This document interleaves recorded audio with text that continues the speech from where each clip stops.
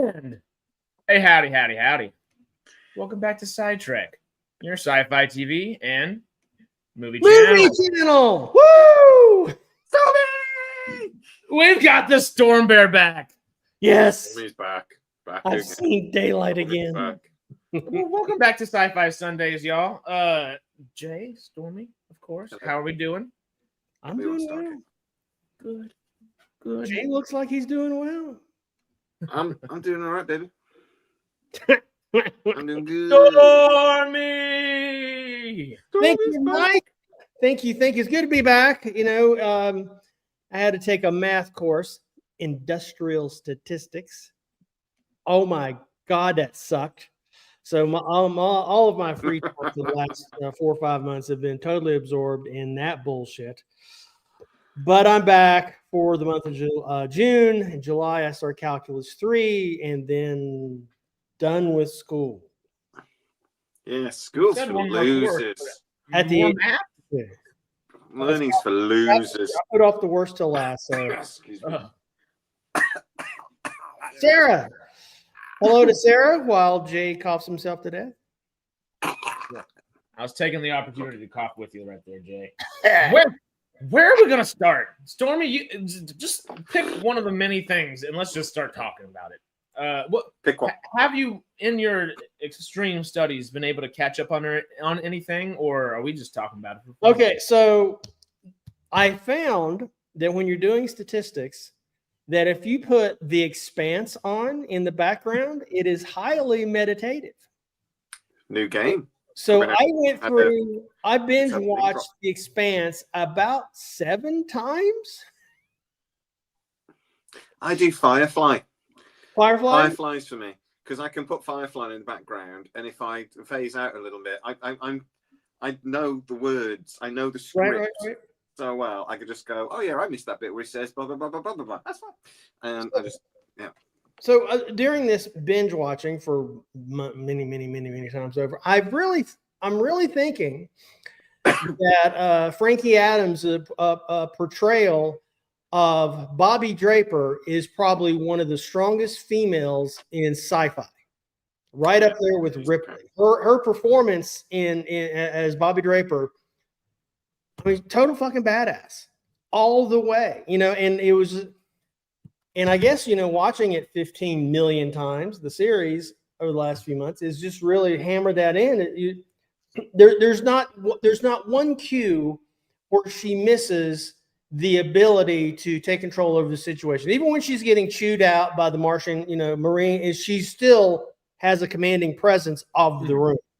And that's really difficult for an actor to do. Yeah, started to appear in a few other things now, and she's a great actress. I was going to say, you can see why Abrahams, Frank, I think, are trying to get the rights back. They're trying to get the rights from the company that I always get wrong and people yell at me for. Alcon? Amcron.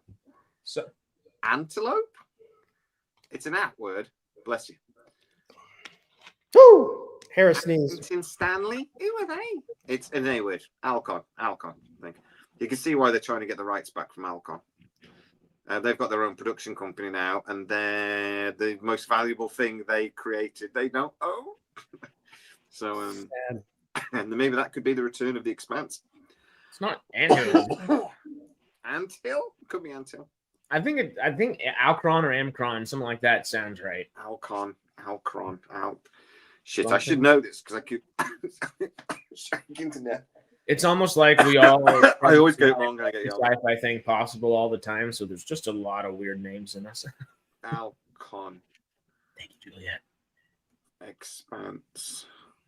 Did I saw Jamie mentioned it whenever you started talking about Expanse. Did you get the chance to see that new video game? It was Alcon? Right. Sorry, wasn't. But no, you saw the trailer for that new Expanse game, right? Yeah. It looks spot on. It looks like what I wish the Stargate game was. It looks really good. High praise. The Stargate game Timekeepers was rubbish, and don't even start with me. It's so bad. We want Stargate, but my God, that was crap. Oh my God. Yeah, David sent that to me this morning, and he was like, I think there needs to be a Chevron Awards section next year for video games, for sci-fi games. We can do that. All right. That might be a good one. That might be a good idea. because that game looked good. It does look good. I want to see it. If we get offered a beta thing on that, we can play it. Let's do it. we'll Or start asking. That's the better way to do it. Just start begging. Start begging now. Send an email now and beg. But yeah, no, I'm with you on that. Expanse. Very, very good. But talking about the Expanse and sci-fi shows, did you see that Amazon have announced that their new sci-fi show is about to go into pre-production based on a computer game? Which new sci-fi show? Warhammer? No. Not the butterfly one that's going to try to take over the boys, right? Not the Daniel Day Kim? No. Come on. Am I about to like jump out of my chair? What? I'm not going. StarCraft, please. What? StarCraft, please. No. Damn it. Barbie in space. Barbie in space? Barbarella? Is it we're gonna get some Barbarellas? No, it's based on a computer game. Oh, Barbarella's not a computer, duh. And MGM Amazon have just announced that it's going into the first stages of development. I'm not saying. Yes, Spill it, sir. I'm dying here. It was announced literally like 2 days ago. Is it from an IP that we're already familiar with Amazon having, or is it a new IP? Yes. I tell you what, I'll do this. These rabbit trails. When you've got a material, how dense it is it's. So if it's got how much material goes into that space is called its Mass Effect. Mass Effect. I'm trying not to be pissed off about it. I'm terrified about it. Oh God. Oh, I've already. Well, it's been confirmed. It's happening. Oh, there's Mike. Yeah, Mike with the answer. Yeah. Yeah.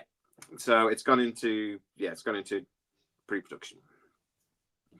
So which basically means Amazon have got. Don't worry too much because it won't come out for about 9 years because Amazon don't do anything quickly. So Amazon have got Warhammer, Mass Effect, and the other one, Ragnarok. And that.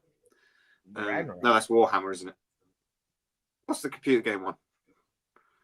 My brain's just gone to sleep. Mass Effect. What's the one Henry Cavill's doing? Warhammer. Warhammer. They also have Highlander, the other. What's Henry the Cavill. Ragnarok one? Ragnarok. God of War. God of War. There we go. Amazon MGM, that's 3 very expensive TV shows they're planning to do the next 2 to 3 years. And none of them are developing very quickly. We think Stargate goes slowly. They've announced these 3 shows, and they're still Warhammer and God of War were announced like 3 years ago.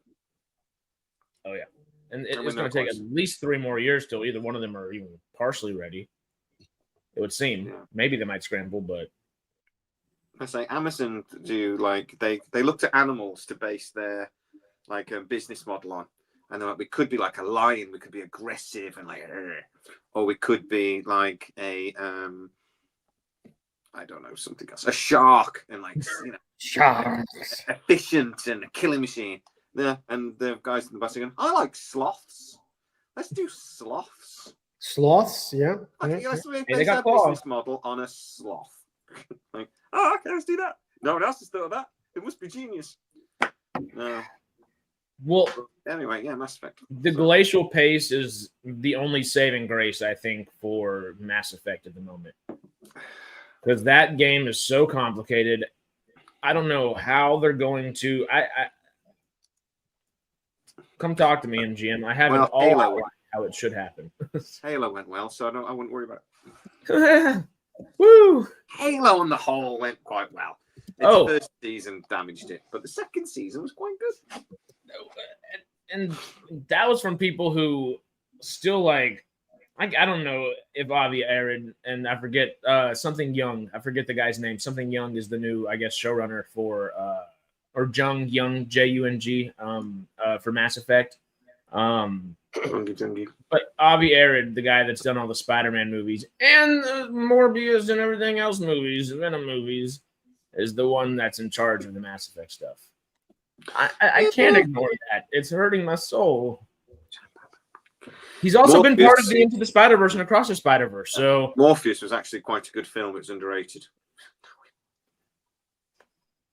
I keep being told I'm negative, so I'm going to be more positive. Shame on you.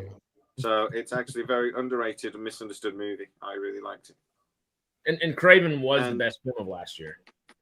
Craven was also. I was so looking forward to Craven. Craven is also a brilliant movie. Everybody should watch it. I'd pay to watch it, even if when it's free, just pay to watch it anyway, because they deserve it. Madam Web was no, that was really bad. But I'm gonna be really positive about everything, regardless of my personal opinion, from now on. Pinky swears. Professional Pinky influencer. swear. I love it. Oh, even if I hate something, I'm going to tell you it's brilliant, just to keep Reddit happy. Oh, dear God. After this past week. Well, speaking of, before I have an aneurysm about Mass Effect and Avi Aaron, the Kurtzman Trek. Shall we just gloss over that, or not gloss over it, but speed through it real quick and just, I guess, have a little bit of maybe some Stormy opinions here, because he might be a little opinionated as well with some of this stuff. Stormy has no opinion. Oh, I don't got any opinions. He'll have the opinion I give him. Hey, that's another thing I gotta do. Wait. Real quick pause. David, you're lying, right? You're joking? I'm watching Xbox Live Summer Game Stream at the same time. It says Stargate Timekeepers 2 is out next year. Oh. It was always supposed to be part 1 of 3, isn't it? But it doesn't deserve it. The only thing I can think of is that it made money because it was so cheap to make. That's the only thing I can think. Bad. Star Trek. So, as we all know, Alex Kurtzman's deal runs out in the summer of 2026. I've been talking to a couple of people over at Paramount and one of my friends over at Skydance. And they've been telling me for a while that the Skydance side of things aren't massively excited about giving Secret Hideout a new deal. And people keep talking to me saying, I've had a few comments now saying, yeah, but Skydance and Alex Kurtzman have had a relationship for like 20 years. And I was saying, yeah, that might be part of the problem, that they know him and they know what he wants to do with Star Trek, and they've seen what he's done with Star Trek. And the one person I know that said they've talked to me, they've worked with Kurtzman. They said he's brilliant when he's got somebody over him. He's not so good as a boss. He's not a very good boss. He's very good when there's somebody else like reining. So, yeah, you go away.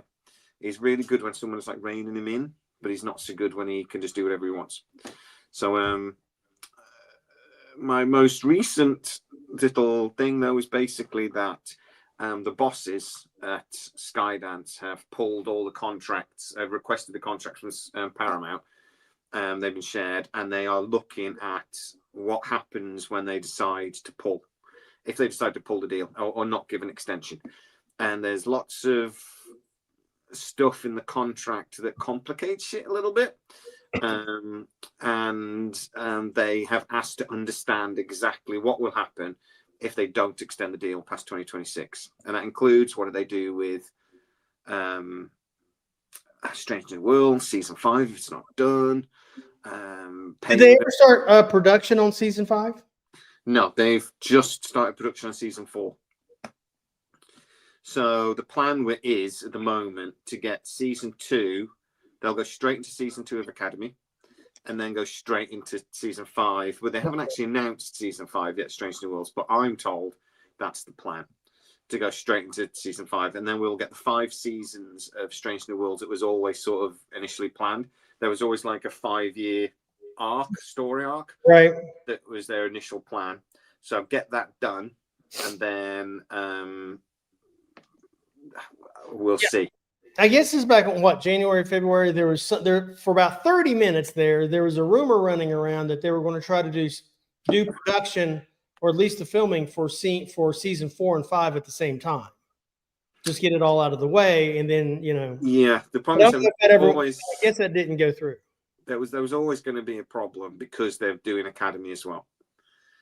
So I That mean, was I didn't so soon. personally hear that rumor Gotcha. that they were going to try and do both back to back, but they basically got 6 months in the studio, and they're just the next 12 months will basically be 4 to 5, and 9 months, sorry, and that's what they'll do over the 9 months they've got left.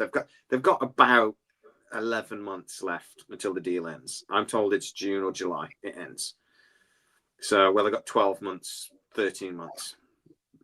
So we'll have to see where they're at. But I mean, it takes at least 6 months to film a season. Gotcha. Okay. But I mean, it's only how long it takes to get to our screens, because it takes about another 9 months to get to our screens. Because they've got to do the special effects, the all the orchestration, editing, post everything. Post now takes.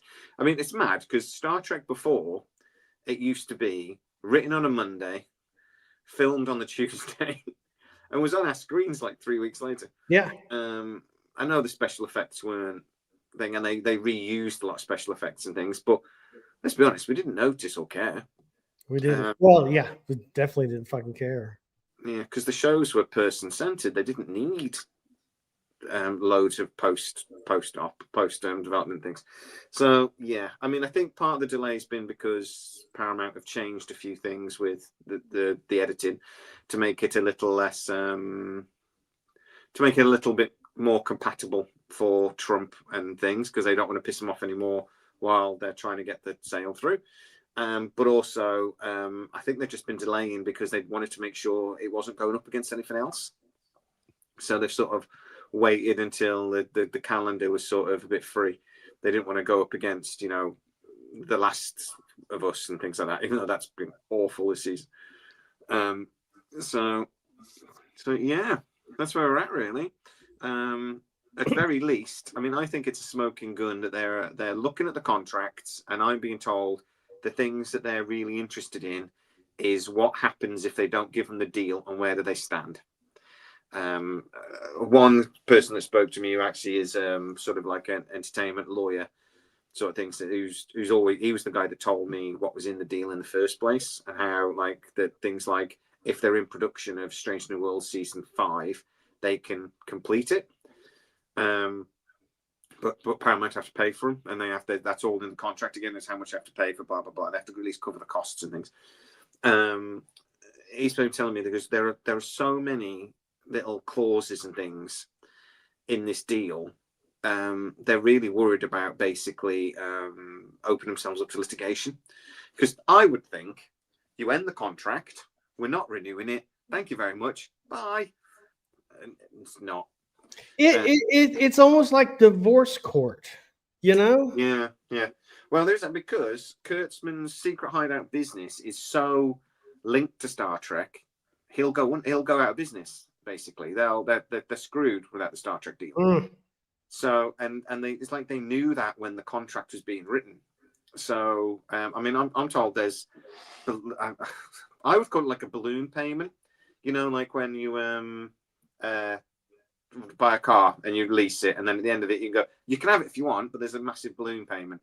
There seems to be things like that built into it, that if Paramount do end the deal, they've got money they have to give them. Secret Hideout, or basically, they want their balloon payments.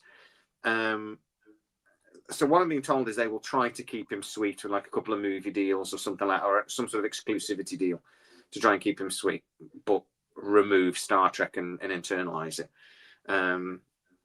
I think it'll be something within CBS Studios, and I think from what I'm hearing, again, this is slightly my opinion, but it seems that they want Akiva Goldsman to run it, to be basically the new. From what I've been told, it seems to be they will create a studio within CBS Studios that is like the Star Trek. Say Star Trek Studios. That's not Warner Brothers wanted to call it, but whatever they call it, Star Trek Studios.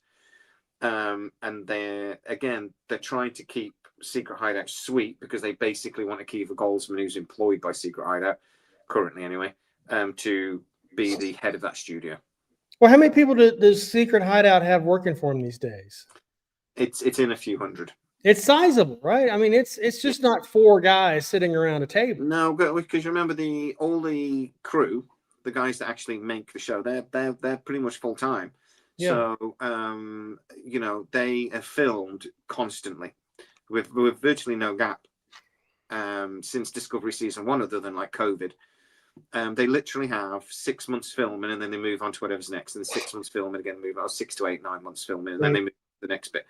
And then while that's in, so you got the pre-production 6 months, and that'll be in pre-production when the last show's sort of filming, and then it goes filming, and then while that's in post, they start the pre-production on the next one, sort of thing. So it's constantly going round and round. Everyone's busy. Everyone's working constantly towards that next thing. That's a lot of people's lives put at risk. Yeah, it's a production line. That's why we had a bit of a gap when they did the movie, because they did the Section 31 movie. And one of the reasons why they ruined it, because they didn't have enough time to actually do the film right. So they gave them basically themselves, partly because of Michelle Yeoh. She basically said, I'm available for this time. And partly because they had the studio space. My Alexa wants me for something, but partly because that's when they had the studio space available, because they needed to crack on with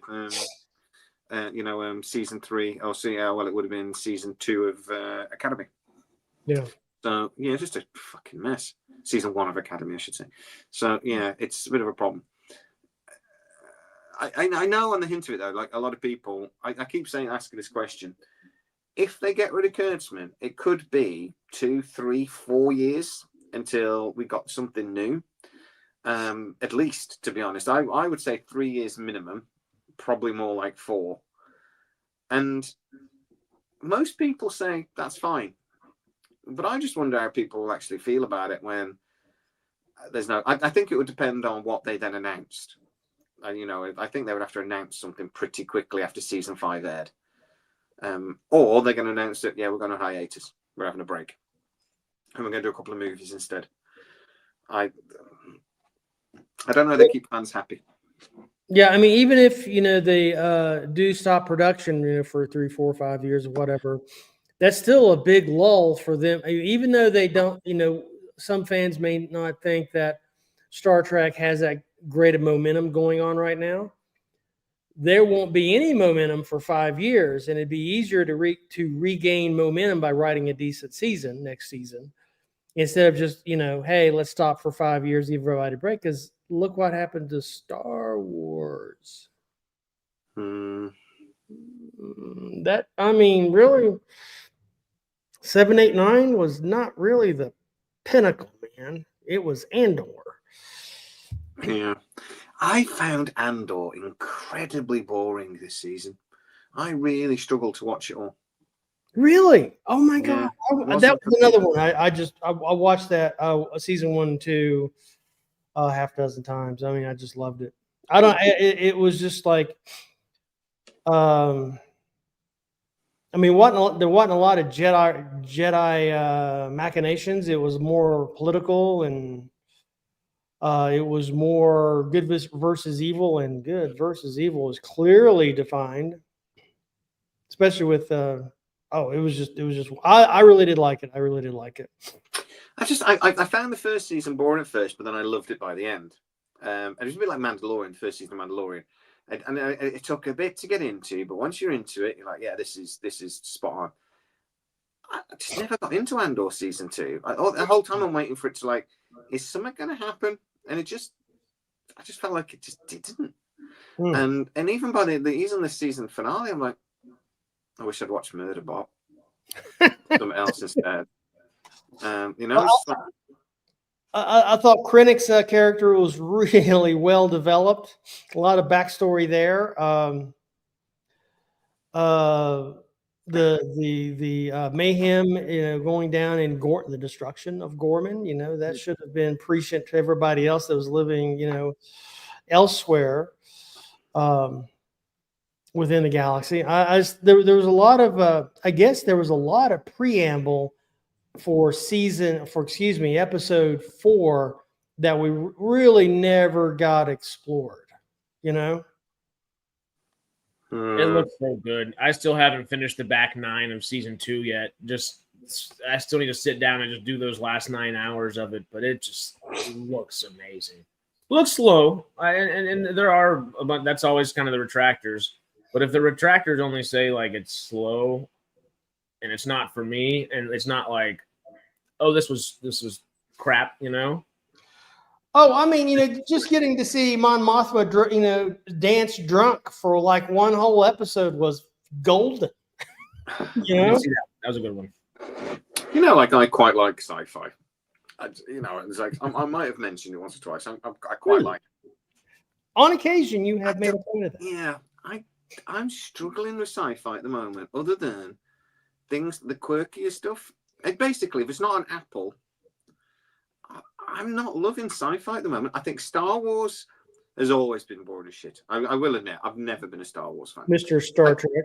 Well, I like Star Wars. I don't love it like you guys do. I will watch it, but I do find it a bit slow. I do find it a bit two-dimensional, and I don't love it. It's a bit like Star Trek at the moment. The bits of Star Wars I've liked in the last few years is the animated stuff. I think is just better. But totally. The guy who didn't like Interstellar. I didn't dislike Interstellar. I hated Interstellar. It's so stupid. But anyway, it's so stupid. I'm going to watch it again and then just do a video afterwards and just rant for like 4 hours. No. Please do a live watch of it. It would make all of our days. My Klingon Bird of Prey's done, by the way. Lou Bricks finally sent me the other gun. Oh, good. After like 6 months. I put it on a new stand so I can have the arms down. Like the arms down. The wings. But yeah, the Star Trek animated stuff, Lower Decks for me is the best thing they've done under Kurtzman. And it's not really Star Trek. It shouldn't really work. But it's the only thing I actually enjoy and have rewatched. Lower Decks was brilliant, man. I mean, I loved every episode. I mean, Picard season 3 was obviously excellent. I loved that as a Trekkie, but Lower Decks was consistently week in, week out, entertaining and good. And I know a lot of people hated it, but they hated it because it was animation. I don't think they ever really gave it a chance. They didn't quite. I think some people can't quite go, it's not canon, it's not really Star Trek, to go, well, no, it's not really. It's Star Trek adjacent, but it's like a love letter to Star Trek. So you've got to sort of let it go a little bit, and it's animated, so it's okay. But anyway, Peter Moore makes a really good point. Interstellar was so disassociated from any kind of real science. I remember back in the 60s after Star Trek came out, there was a couple of news broadcasts because there were scientists at NASA that was so outraged at something that Star Trek did that was, against the laws of physics. Remember, this was the days of Apollo. We were going to the moon and everybody had an opinion. But there was a couple of instances where Walter Cronkite had to actually have a story on Star Trek and what was and have an interview with a NASA scientist about what this is a good show, but this thing here about the warp drive, I mean, it was just Americans were paying much more attention to science back in those days. That didn't age well because now the Albuquerque system is, I'm not saying that right, but the Albuquerque system is a warp drive. So, and they've said we've moved away from theory into engineering. We know exactly how it would work. We just don't know how to do it. But yeah. For me, Star Trek is always been able to play around with theories and things, and they've not always aged well. There are some things that you go, oh, okay. My new channel is called the Tachyon Pulse, and the Tachyon a few years ago was considered to be a faster than light super particle, whatever. And now they're looking at it going, it's not. And they've sort of, over the time, have realized that maybe it's not quite as miraculous as they once thought. And there's still no evidence that it even exists, but theoretically, mathematically, it exists. But it's allowed to play around with things, and it's allowed, TNG in particular used to play around with stuff, and then years later you go, yeah, we've never realized that's bollocks. But it was always based on something fundamentally accurate. Right. They would, at the time. I mean, it's like the Large Hadron Collider really ruined a lot of sci-fi. When they turned that thing on and actually, started working on experiments there at the quantum level, it just... Yeah, Peter's right. It's always character driven anyway. Yeah, exactly. But the science was always like, in the moment. And then they might build a story around it, but there was a core of something there. My problem with Interstellar is We're back even though Interstellar. All right. I know this is all about Interstellar. My problem with Interstellar is though that scientifically it's based on lots of theories that are accurate. The whole thing at the end when he's looking through the bookcase, there is a theoretical quantum mechanics thing there that is accurate, but it's not. It's accurate on the quantum level, not on the macro level. So it's not accurate. The robots though really piss me off because how are they walking? I don't know. And the super wave, and they're going, oh yeah, we'd have waves like that, and think you don't have waves like that when the water is knee deep. I don't care whether that water would disappear and it would all go dry, and then you'd be like, oh shit, big wave. It's not accurate, and they got the math wrong when it came to the time traveling as well. But that's you got to be an uber geek to realize that they got the time dilation wrong. I mean, that's that's going into like a proper physics scientist going, you got the math wrong. I don't care about that. I'm like, how is that robot walking? It's a fucking cabinet with legs doing it. I mean, it reminded me, of like Kubrick's Monolith, and it's like, well, and it's like, what? The Monolith didn't need legs. And the other thing about Interstellar is that it's boring as shit. Is the other problem? It's so good. All right. You are so wrong. You should be ashamed of yourself. It's just so wrong. It's It might be slow, slow, but to be it's clever when it's not. It's just it's just stupid film. What are we talking about? Anything we're talking about anything but Interstellar. I think we got that out of I'm just saying actually that I'm having a problem with sci-fi at the moment, and there's very little really good sci-fi about. I'm going back and watching Farscape and things like this and thinking, yeah, like a Mexican way. Join Sarah and I for watching Farscape tomorrow, of course. Patreon. Farscape is just fantastic, and it was made with like no money. None. Why can't they do that now? We keep getting shows like The Ark, and that's getting a third season. It's being made on a low budget. I don't like it. I think it's really generic.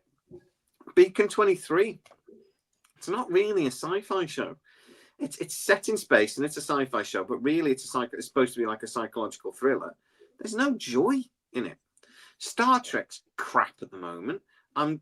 Season 3 of Strange New Worlds. I'm just like, oh God's sake, the Gorn are stupid, and we're gonna get another fucking musical or something similar. Well, the murder mystery episode is just.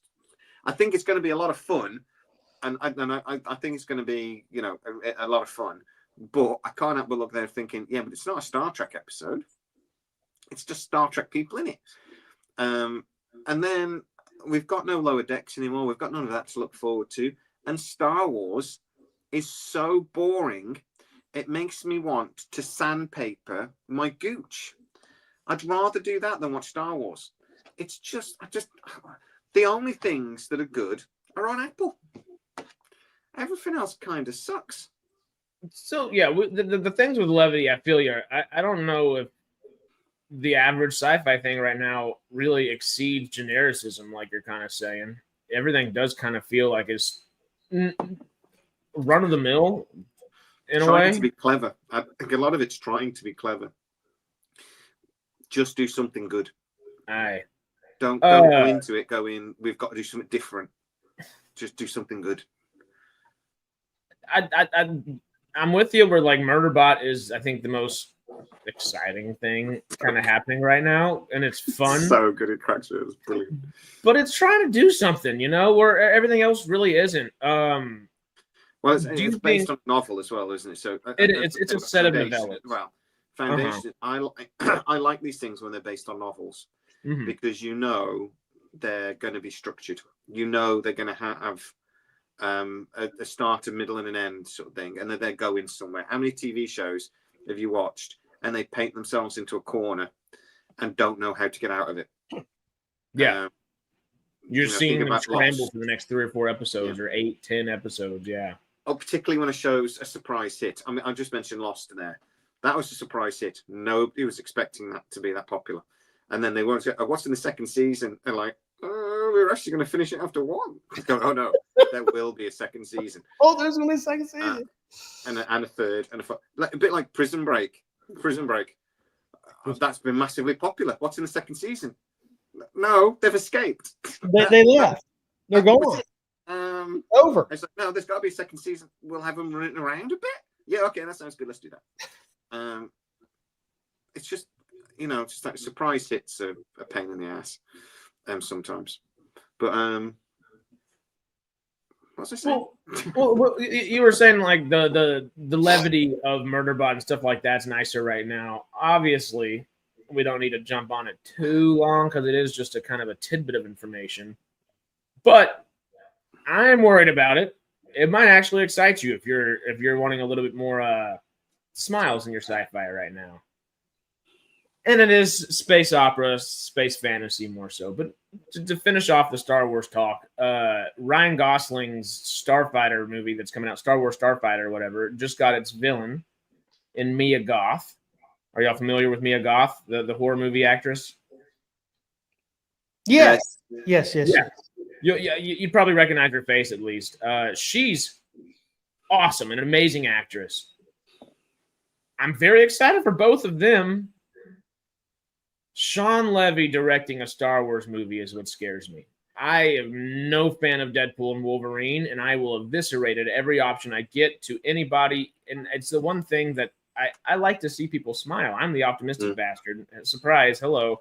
But if I can tear somebody down a peg for Deadpool and Wolverine, I tend to accidentally before I realize that I am doing it. And I'm like, oh, sorry. I didn't mean to like sap that joy from you. But Deadpool and Wolverine just irks me like nobody's business. And I don't think Sean Levy's made a very good film outside of Cheaper by the Dozen, Real Steel maybe, and Night at the Museum. Adam's Project. Oh, and the Adam Project. I do really like the Adam Project. But again, very generic. Very no, it was a remake of like a 1980s sci-fi movie for me. It was like a remake of what's the one with the explorers or something like that. That's what it always reminded me of. Or the Flight of the Navigator. It felt like that type of thing. We're still on about remaking. Is there a film you don't need to remake? It's Flight of the Navigator. No. It still works today. Just don't do it. But they're probably going to. I hope not. Do the last Starfighter. That's what we want. Yeah, but now we get Star Wars Starfighter instead. I don't know. Are y'all any? Does that make you a little bit more excited for not just Star Wars, but a little sci-fi realm? Does it kind of move the needle at all? Because I love the two actors. I like Ryan Gosling. Yeah, we'll see. I guess I've become kind of Star Wars jaded with like I mentioned before, episodes 7, 8, and 9 is like like 7 seemed an awful lot like 4, and so I mean I hope the new Gosling thing does well. I mean I hope I'm pleasantly surprised, but yeah, I've been scarred. And by the way, positive fandom. Yes, I'm very excited about Project Hail Mary. Oh my God, I am such a fan. I am Team Rocky. I am Team Rocky all the way. This is the one thing Matt's freaking out about as well. He'll check in every now and then and just be like, "Anything yet? We need something, please." It's that and weapons. Oh, Project Hail Mary is not coming out this year, is it? It's this year. Next year. Okay, because Weapons, I think, is my most excited movie for the rest of this year. They're in production now, aren't they? With Hail Mary, or just finishing production? I think they're finished with it. They finished with principal photography. Post-production, I think they're still swamped in. I'm dying to see how they portray Rocky, though. I'm just can't wait to see leaked images of Rocky. So we have some good things on the horizon. Alien Earth is, y'all saw the trailer, right? Yes. Timothy Olyphant was not in that trailer at all, and I happen to know he's quite a major character in it. Not in the trailer at all. It's okay. That means he's there somewhere. I'd trust Noah Hawley. Yeah, well, that's going to be Mark excellent. Thank you. I know a couple of people that have seen a good chunk of it, and they say it's excellent. They say it's properly good. They said it's like Alien and Aliens like had a love baby. Oh goodness, that's a big baby. The tension of Alien with the action and excitement of Aliens. And you would think after all the alien shenanigans that what the Wayne Company had gone through, all of that any alien ship or any ship that had one of those critters on it would not even be allowed past the Oort cloud of the solar system. No, you stay your ass right fucking there. You don't need to come any closer to Earth. But no, they crash land, smack bam. It's gonna be so. It's gonna be so good. It's really the year of Aliens versus Predator. This yes, after Romulus. Romulus was excellent. Romulus was so good. Sorry, keep going. I was just as you guys know, I got to see a very crude version of Romulus. So I was telling you, hate you for it. This film is going to be good. It's going to be good. It was so much better than I thought it was going to be, and I fucking seen it basically, and I still was blown away by it. I adored that movie. But all my surprise movies in the last few years that I've been really exceeded my expectations, which doesn't happen that often, have been The Prey, Alien Romulus, and then I'm hoping Alien Earth but I'm expecting too much. I'm too excited about that thing. But the two Predator movies that are coming out this season, this year, both look freaking excellent. Have y'all caught any of Killer of Killers yet on Disney Plus / Hulu? I haven't yet, but I'm going to watch it straight after this. Ooh, my roommates and I watched the Viking one. We haven't seen the Samurai or World War II yet, but the Viking one. Yeah, I'm starting tonight. I've been so out of touch. Killer of Killers. What is Killer of Killers? It's out of animated series, but it's basically the Predator going up against. Do you know what we were teased that the next Badlands was going to be like a World War II movie? Mm-hmm. But now they haven't gone that way. They've gone a different way. The Trachtenberg is little tinker. He's going to keep us guessing. So what they did was they did an animated movie, and it's basically the Predator going after the top people in different time zones, time periods. So he goes after a World War II fighter ace. He goes after a samurai in, ancient Japan sort of thing. And so each episode is him going after another thing and, the best of the best in that time frame. It's like Ballad of Buster Scruggs for Predator. Yeah. it's I don't know if that's the perfect way to do it. It's anthology film. It's amazing so far. And there'll be a lot of people out there hate animated, and I fair enough that, I can get that. But it's very sort of manga sort of style, and it looks very, very good. And I'll pretend that I haven't already seen the first episode months ago, but I want to watch it properly. So and I'm happy that it's out. We're literally looking at our new TV in our new living room, or not new TV, old TV in the new living room, just saying, oh, we need a new TV for something like this now. This is too fun. I'm looking forward to it. Ooh, Tony, we barely mentioned it when Stormy was talking about The Expanse a minute ago. Looked like a lot like Mass Effect in the Expanse universe. Yeah, the ending of the trailer looked a lot like Mass Effect to some degree. But the game looks so good. So good. Yeah, I think that's going to be very, very good for bringing the Expanse back. If that does well, and the new production company that Abrams, I forgot his name. I knew it a minute ago. And Ty Frank have created. If they do get their hands, or do some sort of deal with Alcon, we could see more Expanse. They've been trying. For 3 years. Been trying. If they're actually able to sell to an Apple or to some other bigger company, not necessarily bigger. I don't know if that's the right way to say that, but like another company that would be willing to actually do things with the IP. They've got to deal with Amazon still. Their new book, their new series based on the new book is going to be produced by Amazon. Okay, so it's a continuing relationship. Yeah, they seem to have a continuing relationship. Okay. I think what they would have to basically do, though, I don't think we'll get to see books, like the last 3 books. I think it'll be more likely we get to see something that bridges. That was always seemed to be the plan that I was told. That's what they were trying to do back 2 years ago. That's what they were sort of trying to do.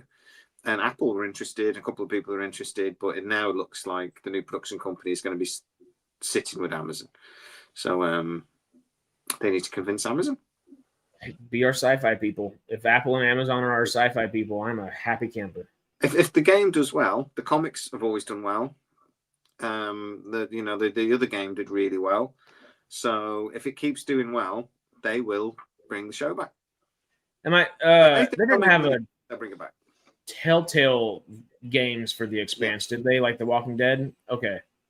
Yeah, and they were. Okay. And that game did really, really well. It was it did brilliant numbers. So, but like I said, the graphic novels always do really well. The novels do really well. So I mean, it's just a maybe. You never know. Hopefully, a good fingers crossed, maybe with some fire under it. No question for you then with SciFi. Right. So, as we've been telling you again for a while, the streaming wars are over. Everybody lost except for Netflix, who did quite well in the end when they started making money again. But budgets are being slashed 30% across the board everywhere, and SciFi is taking a big battering because it's expensive to make. You know, if you've got a reality TV show or a sci-fi show and they both get the same numbers on your platform, which they tend to, like Clarkson's Farm costs almost nothing to make, does better than anything else that is on the platform. Or you got a sci-fi show, you're going to drop the sci-fi show because it's just too expensive. I mentioned earlier, like the old Sci-Fi Channel TV shows that they used to make for like no money. Is that part of the problem with sci-fi at the moment, that they're trying to make everything look like a fucking movie when it would actually be better to go back to what we used to love and make a TV show for 2 million quid an episode rather than 10? Would we actually be happier? I think so. I mean, look, we're still happy with the original series of Star Trek. Yeah, particularly if they gave us 24 episodes. Well. Yeah. 24 episodes are $2 million an episode, and they base it more on characters and make it more character driven, would be equivalent to 2.5 episodes of Strange New Worlds. It'd cost about $25 million. You could do that. And to be honest, you could do that and still have a decent amount of CGI in it with the new technologies like the LCD sets and things that they're building nowadays. That allows you to do an awful lot. Sorry, go ahead. I'm sorry. That allows you to do an awful lot with very little money. I'm just wondering the cost of sci-fi. I wonder how much of it is really above the line. You know, Mm-hmm. I mean, how much of that is the producer's cut? Used to the producers would take a risk on something, they just take points on the end, but now they're getting a big cut plus the points and just. I know it's not the lighting technicians and a lot of I know a lot of the visual effects. Those guys aren't being paid jack shit. Strange New Worlds, 50 to 60% of the budget is based on sets and CGI. That's where a lot of the money goes. These things are horrendously expensive. For the new Doctor Who series, 60% of the budget is paid for by Disney, and that just covers the increase in CGI and like the set stuff. The set for the TARDIS, the new TARDIS, in the old Doctor Who, it used to basically be a room. There was 2 walls. It was a corner, right, with the console in the middle, and that was it. The new one, it was, I can't remember, it was £2 or £3 million it cost to build. the new enormous set they've got for the TARDIS. And does anybody care? Oh, it's got a big set. So, 3 million quid. That's an episode. I mean, if you do it smart, you know. Yeah, for one set. I mean, like the TARDIS set for Christopher Eccleston's Doctor, that didn't cost a lot of money. I mean, it was, you know, just. I mean, they were very clever with their budget, and it was a great TARDIS. You know, I mean, it told the story. I think the set of the TARDIS during Eccleston's time also supported his story. You know, he was the last Time Lords. You know, we won the Time War. Yay us! You know, he had a very dark attitude about the outcome of the war, totally destroying, you know, the Time Lords and so forth. And I think it matched. I think, you know, that the TARDIS set has just gotten bigger and bigger and bigger. Like bigger is better, which obviously we know from a boy point of view, bigger is better unless you're talking about guts, which for me is the only thing that's on my body that's growing. Everything else seems to be retreating. But yeah. Oh no, my bollocks are getting longer. I sat on my own testicles a couple of weeks ago. Oh no. That was a heartwarming moment in my I think I'm getting old. you know that's not covered under American insurance, right? Yeah, but I'm British. So...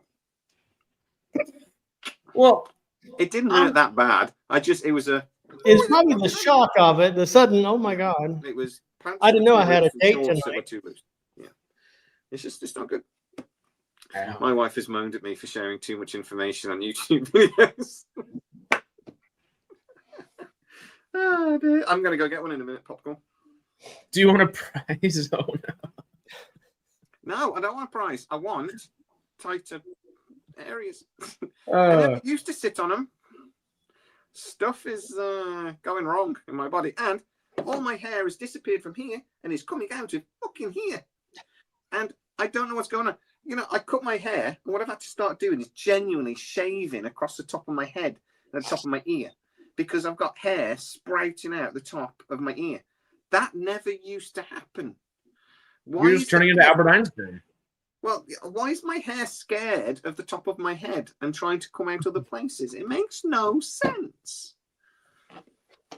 Stupid hair. Anyway, what are we talking about? Well, I might detract just a little bit on this. A little bit for devil's advocacy's sake, because I obviously would prefer efficient priced episodes. Efficient for effectiveness. That being said, I don't know if modern audiences will be attracted to something that isn't well made in a visual sense, and not necessarily not well made, but, you know, not like as photorealistic as possible now, because it's just what people have come to expect, not just over the last 2 or 3 years, the last 10, 15 almost. Game of Thrones came out in 2010, so that we're 15 years past that now. Expanse as well, that was pretty photorealistic for everything like that, and those, and at least Expanse shows what you can do on a decent budget without exacerbating it just so far one way. Well, $4 million an episode would be probably 6 now. Yeah, and that still is just reasonable compared to a lot of these things. As much as Star hey, Trek. I love Andor, but Star Trek's 8 Andor was $20 million an episode. Yeah, something like 40, or I don't even know. I think it was about $400 million, wasn't it? The second series. I've got $600 million in my head. Was that for 625 was both seasons. Yeah, and the second season cost more than the first season. Oh, it was about 380, wasn't it? Actually, because they said it had a higher budget than the last 3 Star Wars. 2 of the last 3 Star Wars movies put together. It had a bigger budget than that. And yeah, I don't know where they spent that money. I think Mickey Mouse bought himself a pool and filled it with champagne. And he's there going, "Come here, Pluto, jump in the pool." We're going to walk on the worlds of Andor here soon. Yeah, back swimming in champagne. Look at the money we stole from Andor, Pluto. That's what they did. I did promise not to do any more Mickey Mouse impressions. Sorry. But yeah, no, as much as I would love, we're Stargating it up like nobody's business and stuff like that. I don't know if a lot of the modern audience that isn't like our audience as well, honestly, would be into shows that don't have that flash, that have I agree with you. beautiful things, Yeah. If it's just like a fun little CGI moment, we're the type of people that are focused on that and like, okay, well, what's happening around that? What's the context around it? Where most folks are, hey, it's all people my age. They're Marvel brained like nobody's business. They just want something fun in their face. That's all. They don't care. Look how much money Minecraft just made. Yeah, that is so weird. Cinema is completely unpredictable at the moment. You cannot predict cinema at all. Kids' films do really well. Other than that, everything does terrible. Well, yeah, best thing in the world right now is Lilo and Stitch. Sci-fi's on top, but also bombed massively. Which one did? Ballerina. I reckon it's going to take, 25 million? That's all it's taking?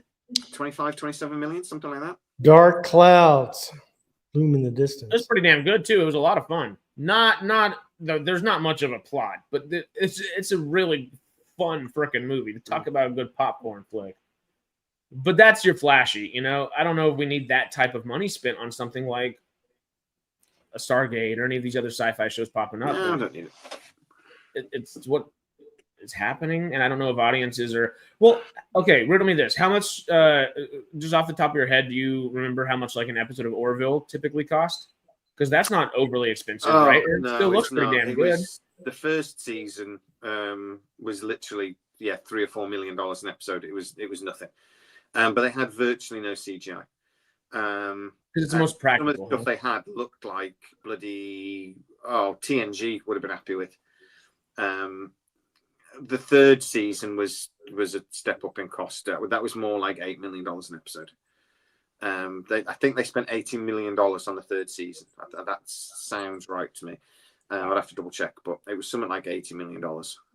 Whereas they'd only spent 30, some sort of thing on the first two. And that's remembering whatever Seth MacFarlane's fee was. But they didn't spend a lot on the first two seasons from a special effects point of view at all. If we could just find that Goldilocks zone, it would be so nice. But being willing to find it. Foundation and like the creator. Beautiful Goldilocks zone. For me, they've made that series beautiful, and they've spent, was it $5 million an episode? I think the first 10, I don't think it was that much. Wasn't the first 10 episode season $45 million? I believe so. Well, okay, that does bring up a really good point where Foundation, and this is another thing where it's kind of like, I think the problem is that there was a generation between these two formats of television making, essentially, where there was the 24 episodes, and you got all of the people in the industry that were like editing and used to writing for that, everything like that. Everything was pinpointed and tuned in for that. Where now, over the last 15, 18 years, something like that, it has, of course, gravitated towards what we're used to now, the Game of Thrones, the Expanses, your House of Dragons, all these big, giant things. Also, do what David says. Don't forget to give it a thumbs up. Y'all, come on. But I don't know if the editors and the writers of today are as in tuned for a 24-episode season, a 22-episode season of things. They're not. Cop shows and, procedural dramas they'll do for networks. Streaming providers will not do 24-episode seasons. Even on those procedural, though, they're typically not 24 episodes anymore, are they? They're typically like 16, 18. Yeah, they tend to go 16 or 18, don't they? And then they tend to split it as well, don't they? They tend to do like 9, 10 episodes and then split it, and so they don't do seasons like they used to. It's that half and half. Yeah.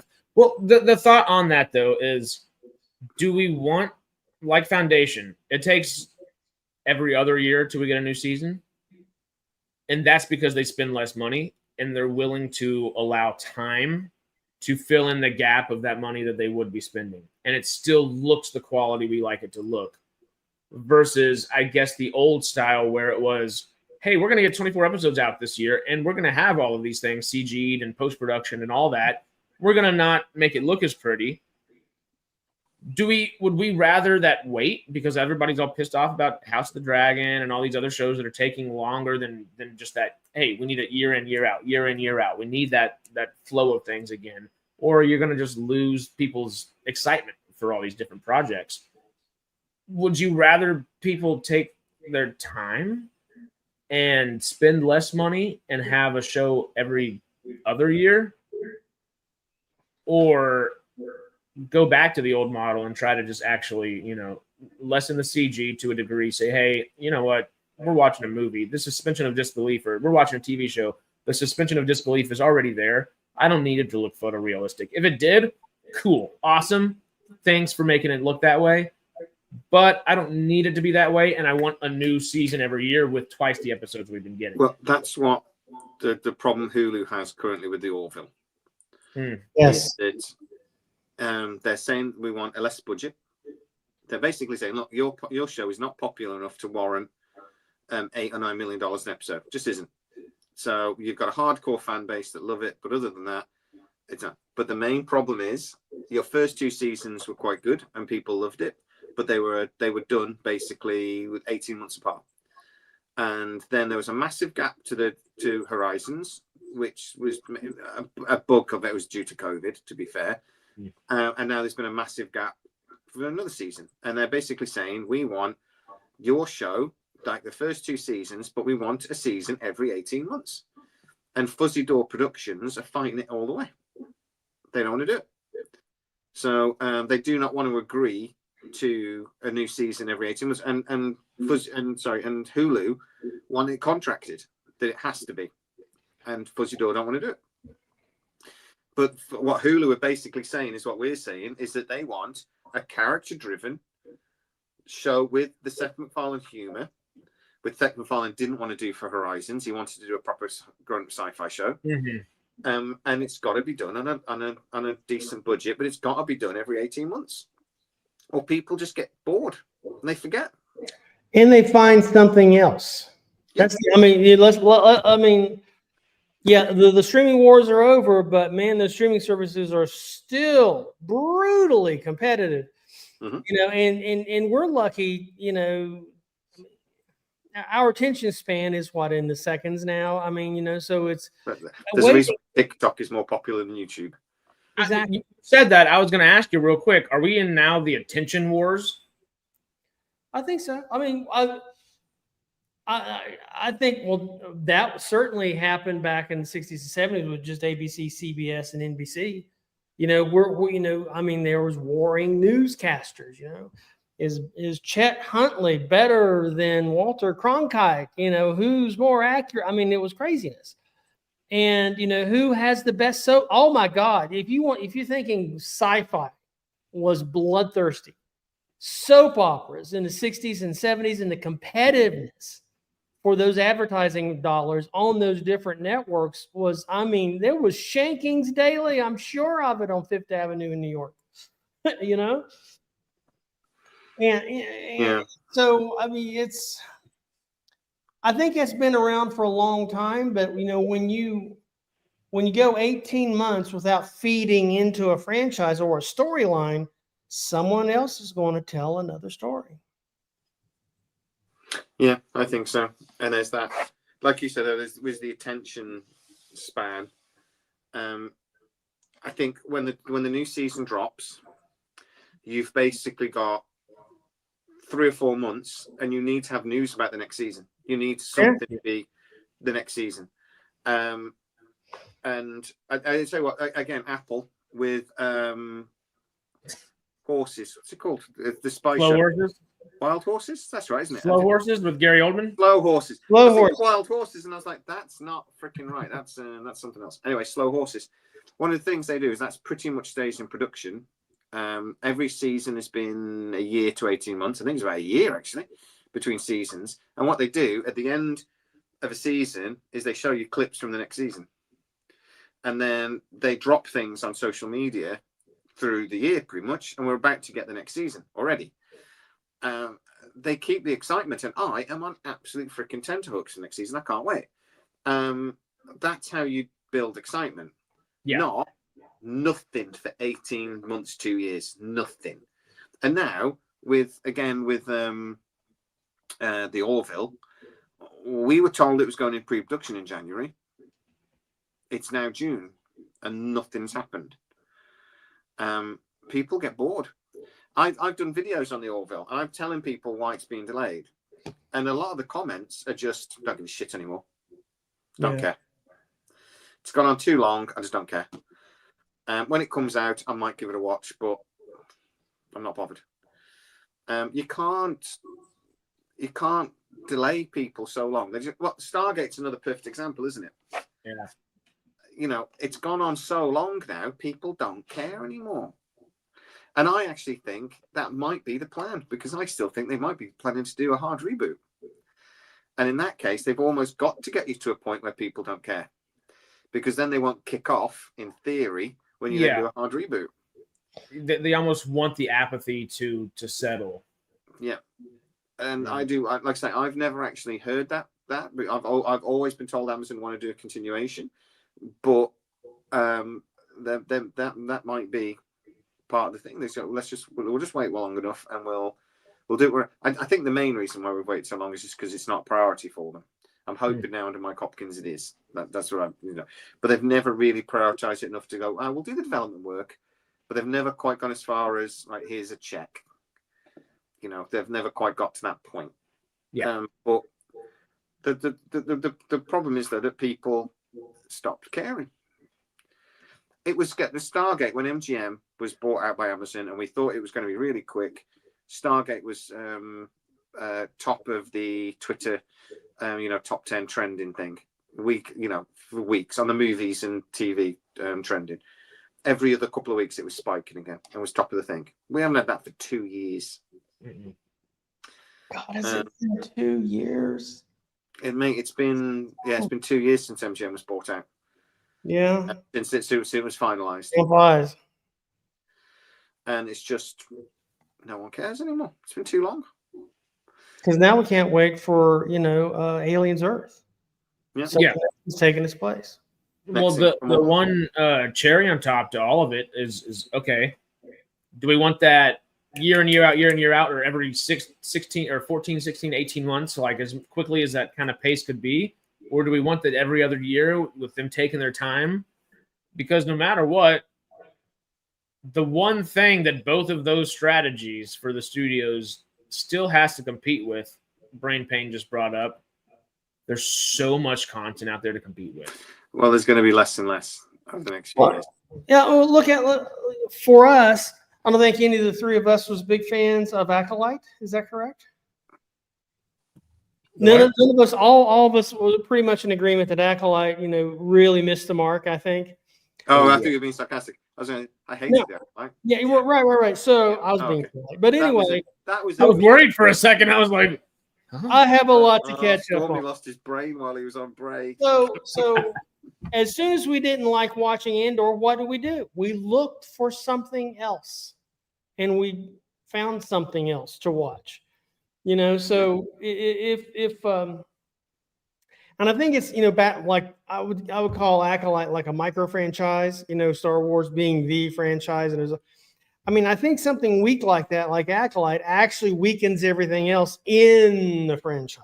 Oh, it does. Yeah. You get a week. You get a week. You're only as good as your last show. Last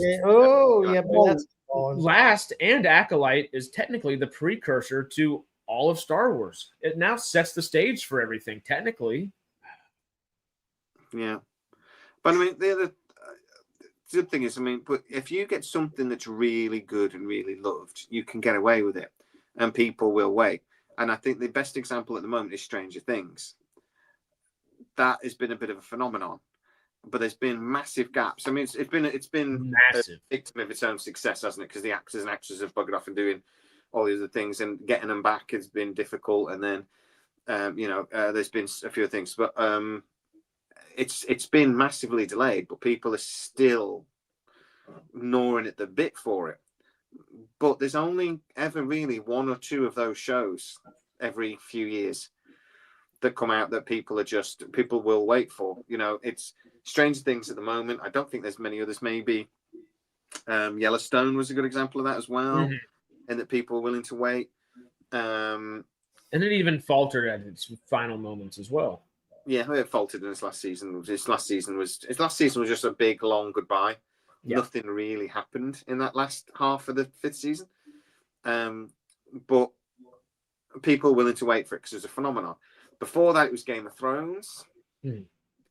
Every few years, we have a show that can get away with it and can delay and can even have a bad season and still be, still people still clamor for it. But that's not the norm. You know, that's not what we normally do. Normally, it's where's the next thing, and if it doesn't come straight away, like Stormy says, we'll find something else. Yeah. But yeah, how many shows are like Stranger Things? Not many. Yeah, there's Stranger Things and House of Dragon right now. I wouldn't even say House of Dragon's the phenomenon Game of Thrones was. No, it just manages to get more views than any other show that's out right now, I guess. It's a brilliant show. I love House of the Dragon. It's not that.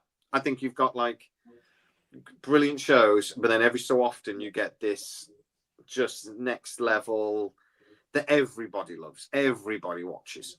There's nobody there going, I'm not really bothered about watching it. Everybody. That's Game of Thrones. That's not quite House of the Dragon. Yeah, those first 6 seasons of Game of Thrones for sure. Yeah. It's not got. It's actually like an A-rated star, A-rated TV show, but it's not like that A-star phenomenon. I think you get the same with bands a lot of the time, or a band has songs come out, and then a song will just become fucking iconic, and they're rare. They don't hit that often very well. I always think next to Nirvana. Nirvana, I don't think you'd remember what Nirvana was without Smells Like Teen Spirit. You'd be like Foos maybe.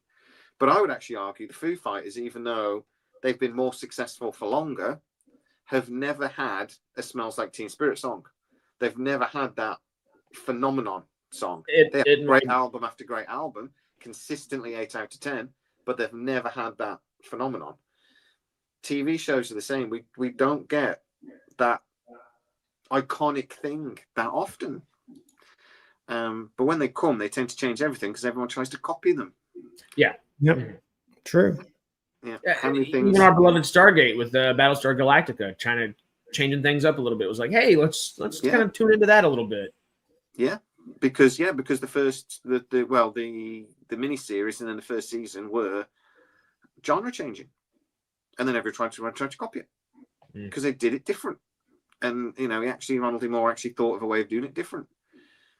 The miniseries, though, in particular, was just so damn good. Speaking of miniseries, first of all, don't crucify me, but Foo Fighters, I couldn't care less about Foo Fighters, and I can go watch my favorite band or jam Nirvana any day.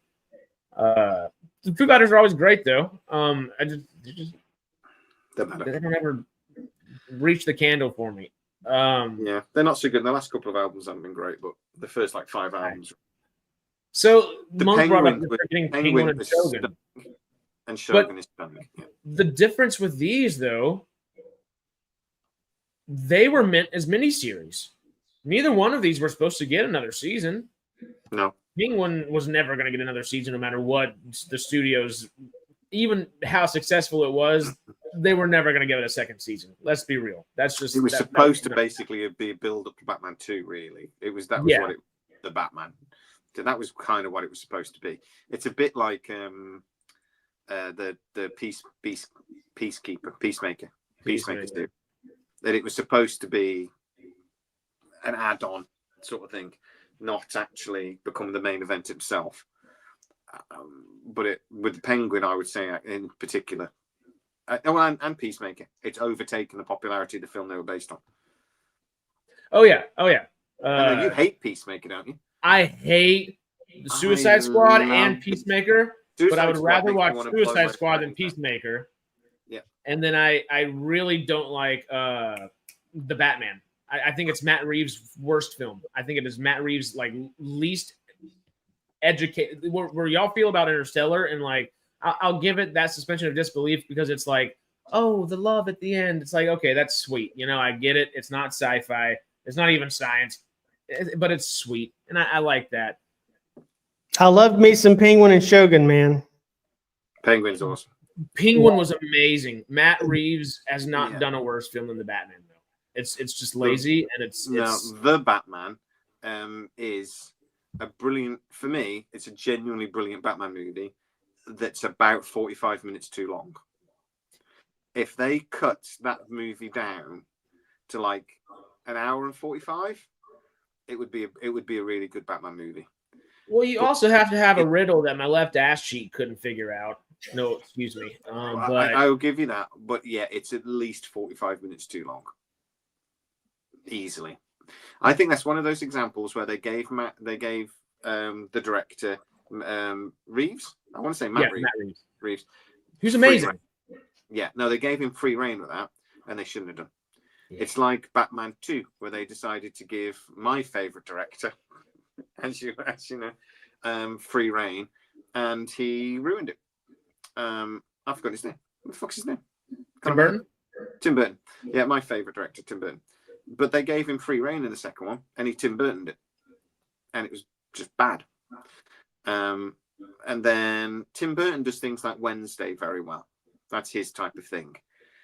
Yeah. The first Batman he did well because he had people over his shoulder just reining him in. And then they went, well, the Batman is the most popular movie ever made. Go for it. It must be all Tim Burton's doing. And then he went, oh, okay, then I'll Tim Burton it. And no, it's like Thor Ragnarok, where they did Thor Ragnarok and they reined in Taika Waititi. It did really, really well. So they went, well, we need more Taika then. And we got Love and Thunder. Those goddamn goats. I swear to God, the goats. Ah! I mean, there's a long list of stupid 10 minutes, there was goats screaming. Yeah, that is so 10 years earlier as well. The whole thing with the hammers. Oh, I was literally just about to say that. That's the worst thing. Like, why would you put that in a movie? Why? Why? No. Why? Or do it once. Like the goats. Do it once. Don't then do a running joke. No, there's so much wrong with Love and Thunder. It's not even funny. That's the problem. It's not funny, and it's supposed to be, but you know, it's not. It wasn't a comedy movie. It's just awful. Everything about that film is bad. Going back to the Batman years ago, and maybe 15, 20 years ago, there was this guy that shot a commercial. He just shot a trailer for a fictional movie called Grayson. You know, and it was the trailer to the fake movie titled, that it was titled Grayson, was better than The Batman. I'm just saying, it's probably someplace on YouTube. Yeah, I know. But I mean, I think very creative directors, and I put James Gunn in the same category as this. Very creative, very distinctive directors need a very strong executive producer or something just to every so often poke them and go, you need to make a film for other people, not just yourself. And Tim Burton needs that. I think, Taika Waititi definitely needs that. Because you can Taika the crap out of this when the film only costs $5 million to make. You cannot do it when everyone's going to want to watch it. You've got to be reined in a little bit. Snyder, Gunn, and Taika, I think all three of them very much fit Snyder's that. a good example of that, yeah. Uh-huh. Very creative directors, very creative people. Sometimes it's fine if you're doing a low-budget indie movie. It's actually what you want in a low-budget indie movie. You want something like that. But in a big-budget movie where you need to please as many people as possible because you got to make your money back. 4 quadrants. Yep. It's got to be reined in.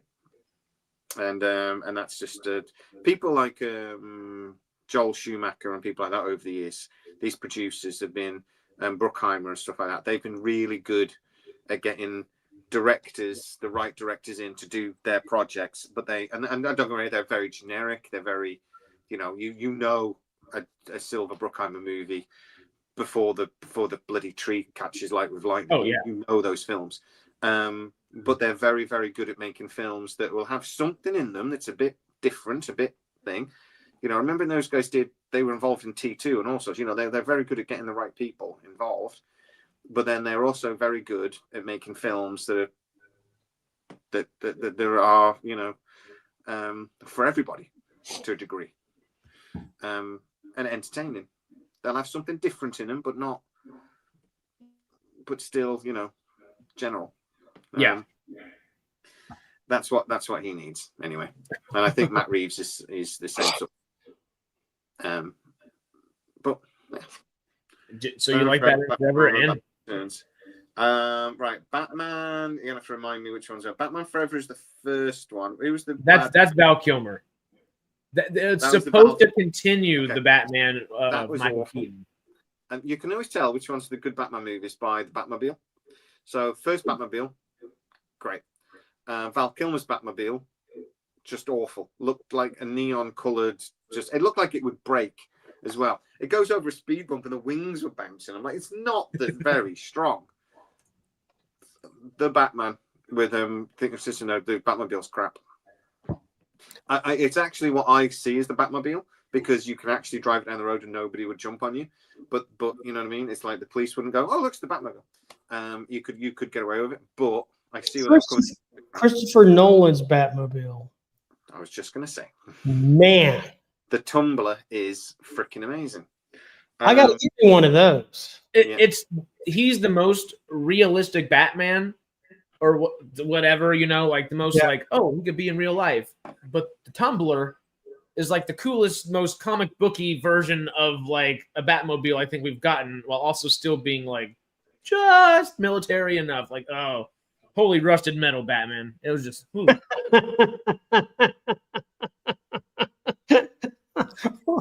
Secular monk again with the Woody. Yeah, exactly. Bloody George Clooney's Batmobile as well was crap. So yeah, they're just, you can tell it's like George Clooney's Batman was terrible from beginning to end there, which was so weird because he should have been a good Batman. Putting nipples on the bat suit was probably their first mistake. I don't think George Clooney has the capacity to be a good Batman. As an actor, he was a good he's Bruce a Wayne. Great Bruce Wayne. Yeah, I'd actually say Val Kilmer was a good Batman, not a very good Bruce Wayne. That was why I'm Batman. Oh, I've forgotten his name. The original, the Tim Burton Batman. Oh, Michael Keaton. Michael Keaton, thank you. I'm terrible with names on these things, and it should be a running joke that if I need a name, my brain ain't going to tell me. Michael Keaton was brilliant because he was great at both. He was a brilliant Batman and he was a brilliant Bruce Wayne. And I think basically Christian Bale was the same. Yes, I agree. He did both brilliantly. And is why the Batman, they may not get a sequel yet.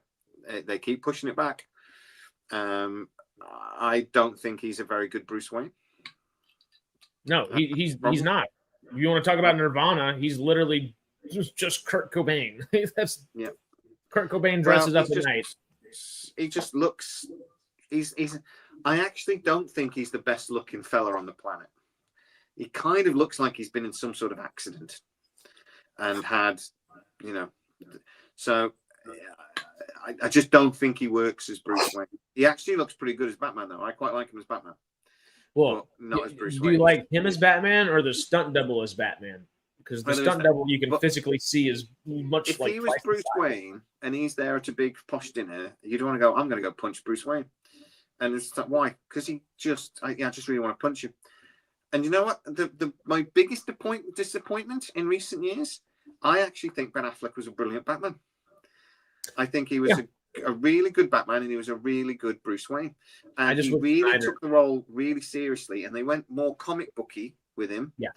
And I think it freaking worked. And the biggest shame with DC is that we didn't get a Ben Affleck Batman movie. That they had to do Batman versus Superman first, and they shouldn't have done. They should have done a Batman film first, and then done Batman versus Superman. But they had to rush, and they ruined it. And then they shouldn't have done League of the League. at all for like at least 5 movies. No. But Oh. not then. Particularly for Batman 2 with Robert Pattinson, I desperately hope it never happens. I'm leaning towards desperately. Mostly because they already said, huh? How many times they pushed it back now? 2 or 3 times. It was supposed to be done by now, wasn't it? Yeah, it's supposed to come out 25 and 6th. Then they were like 2027. I think it's like the proposed date still. Yet. So no.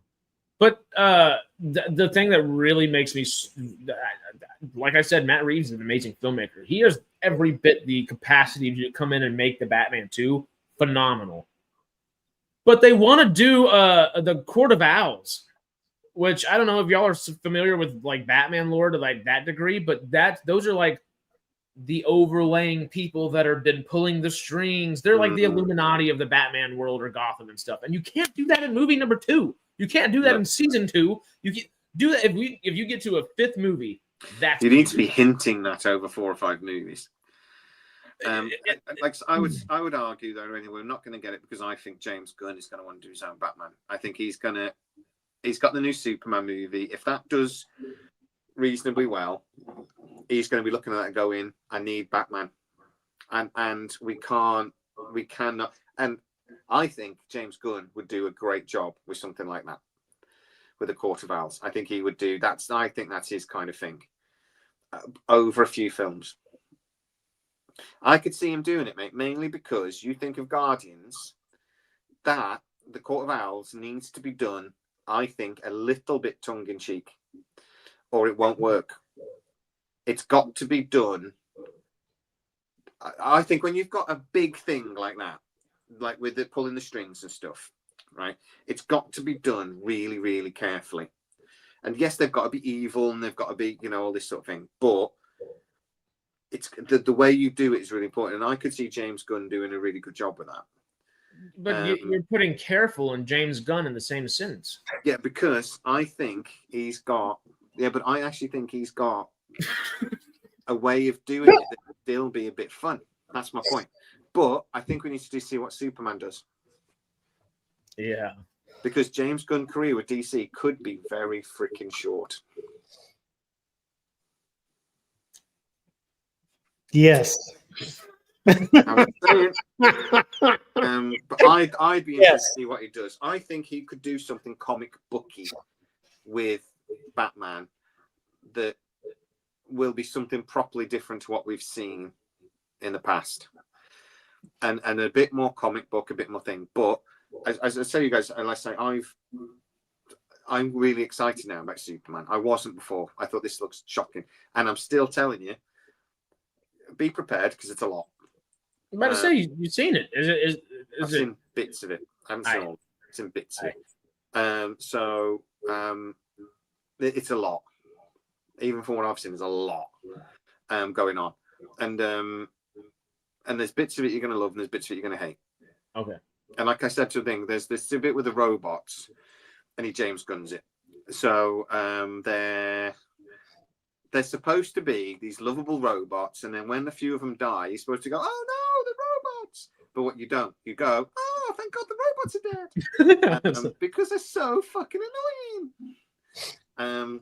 And that's the only criticism from what I've seen of the film that I have. The rest of the film is really, the villains aren't great. They're a bit over the top, but they're going to look good on the big screen. They're regurgitated villains. The question I was going to ask might spoil too much, I think. No, I don't. I won't go into too much. But what you've seen from the trailers, that's pretty much what we get. And like he's fighting the Gaiju thing, that's no, I won't say. But that's but it is, the whole film is really busy. It feels like a 3-hour film, and it's barely 2 hours, including credits. Never a good sign. No, it's basically 1:50 on screen. And there's a lot going on. Which is not a good sign, I think, for the first film. That's almost like your Avengers Endgame. Well, that should be 8 or 9 movies in. Hey, what's our favorite rule? Yeah, keep it simple, stupid. Mm-hmm. And you got to. That's when you got to film. But all they do is look at Marvel and go, they're ahead of us. We need to catch up. And I'm like, yeah, okay, we'll go back to the Crypto is actually pretty good. And I bet the best way of explaining it is how stupid did Crypto look in the first teaser we got, and then in the proper clip, he was pretty cool. He was far more insane, and that's the Crypto we get. He is like that lovable pet. If Crypto died, you'd cry. When the robots die, you're just like, that's good. But Crypto, you'd be like, oh. Do you have Stormy and Jay? Do y'all have like little fan casting that you'd like for a Batman in the DCU? Me. I like the 1923 Brandon Sklenar so much. I think he needs to be it. Man, like a contemporary actor. Yes, for this new James Gunn DCU. Serious answer then, okay? Because I can't do it. Probably I'm too short. I'd be the least scary Batman ever. Why is Batman 5'6"? I can't remember his last name. He played Amos in Wes something. Wes Chatham. That's it. I think he'd be a decent Batman. He would do well. He can go crazy, I think he's got that kind of range. I mean, I saw him in he was in a police procedural there once upon a time, and I thought he did a very good job there. Yeah, but I think he would be good. Who's a younger actor that's got me? Because I remember when seeing the first early Christian Bale stuff, and then when they said he's Batman, I was like, "Oh, get in! That's so obvious. That's genius." I'm trying to think who's a younger actor at the moment that I. A lot of people want Alan Ritchson, Reacher, and then he's too big. Brandon Sklenar is the other one. Or Jensen Ackles, the big three. Jensen Ackles. I think that could work actually. To be fair. Also, you've been nominated to play the Penguin, sir. Yeah, I was gonna say I'd make a good Penguin. Can you give us a Penguin? Yeah. Alan Ritchson as Bane, I think, would be so much better than Batman. Reacher as Bane would work. That would work. He's got the mass He's for too that. big to be Batman. I saw somebody else say that he should be the next Superman. He's too big. He's the wrong shape. Corn sweat? It's like saying Jason Momoa as Jason Momoa can't be Batman or thing. He's just not. It's not the right build or whatever. He hasn't got the right look. He'd be again. He's going to be a great villain. He's a villain in. Yeah. He's going to be a great villain, but nah, he's not right. I'm not sure. I'll have to have a think about that. Oh, Oliver said Glenn Powell would be good too. He would be. Before we jump in, because I think we'll probably have a little bit of stuff to talk about what we've been watching the last week or so, or last couple weeks in Stormy's case here. Real quick, Monk asked earlier, rank the live action Batman Jokers. Who would be your favorite Joker out of, I guess? What order would you rank them? Heath Ledger, Jared Leto, and of course Ledger, number one Joker. Ledger, absolutely, hands down. There was such a tragedy that he died so early. I mean, it was when I first heard of Heath Ledger being a Joker. Oh my God, this is just going to suck ass, and it didn't. Yeah. It was the best. He's been the best Joker. Yeah. See, I lean towards Jack Nicholson. I love Nicholson, but because Nicholson feels more like the character for me, but for the movie at hand, nothing could outdo Heath Ledger. I mean, Ledger gave it a much more psychopathic, serial killer kind of vibe. And just it was the bank heist in the first few minutes of that movie alone are insane. Yeah. Oh, just the amount of stuff he brought to the character, like Apparently a lot of the stories about how did I get these scars and things, and the director just kept letting him just come up with stuff, just run with it. And there's the one about when he's doing the scar thing to the actress Gyllenhaal. Maggie Gyllenhaal. Yeah, and you see her face, and it's because she was genuinely scared, and she'd not heard the story before because Heath Ledger made it up on the spot. And the director just kept letting him do that because he just kept bringing on, I think he should be this, and I think and one of the things was, I think we should never explain what happened. And the director was like, oh yeah, and we'll that sort of thing. I'll come up with a different story each time, sort of thing. We'll do it after. He just, I fear it's basically what killed him.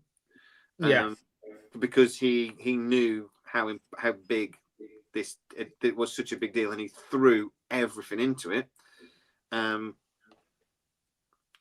He was going to go into the stratosphere, Heath Ledger.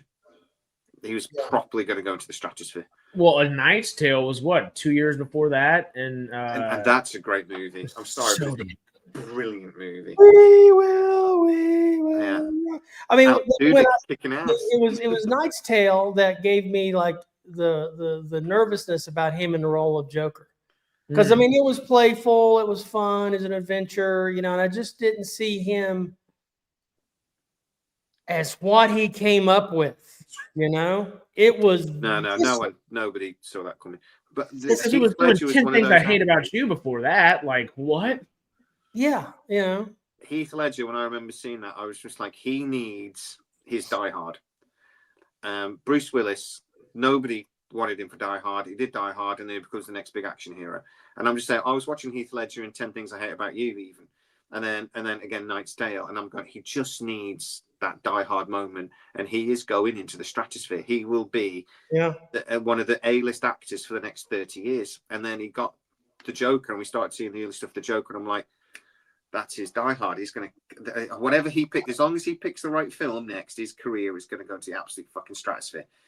And the stories of him working on the Imaginarium of Dr. Parnassus is just really sad, because that was his last film right after Dark Knight, and the cast and crew talking about it are just like, dude was going through it. And Monk brought up, he should have won an Oscar for Brokeback Mountain too. Like that, damn good and insane.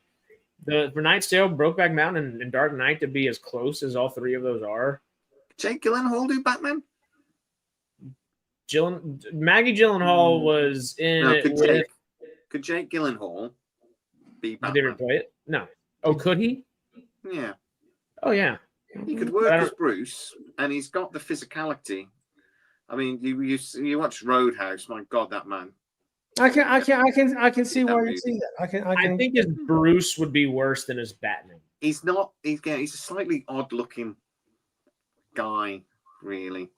I think it's sort of role, but because he's got a high-pitched voice. Jake Gyllenhaal has a higher register, So what would his Batman voice be, or whatever, I watched him in Ambulance, so he's brilliant in that again. Oh, and have you seen really Nightcrawler? Good bass thing with Ryan Reynolds as well. He was really good in that.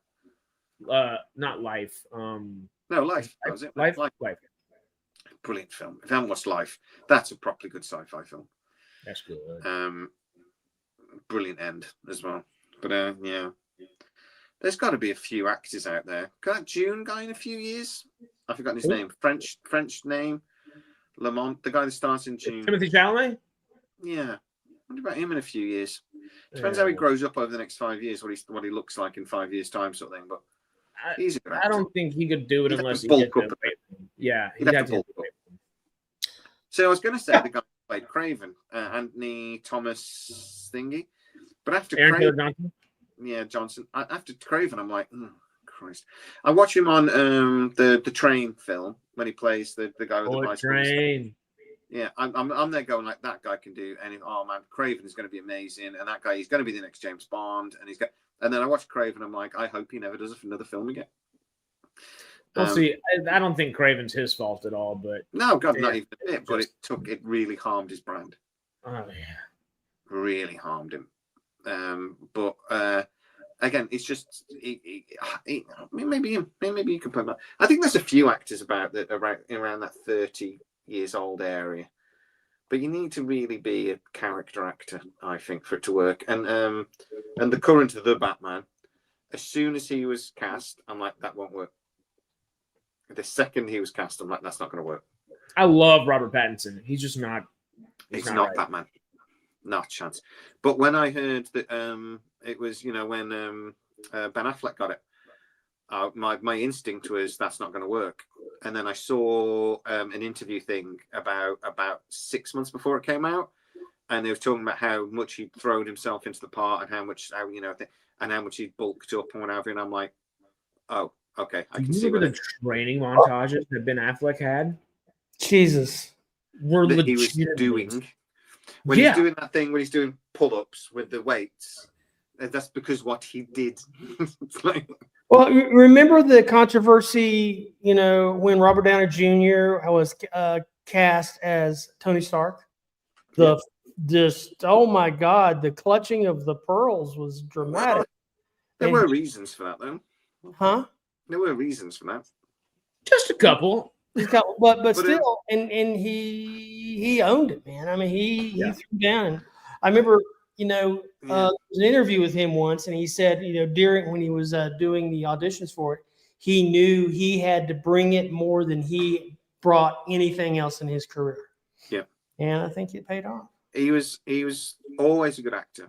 Robert Downey Jr. When I heard Robert Downey Jr. got Iron Man, I was excited because I loved him before the controversy.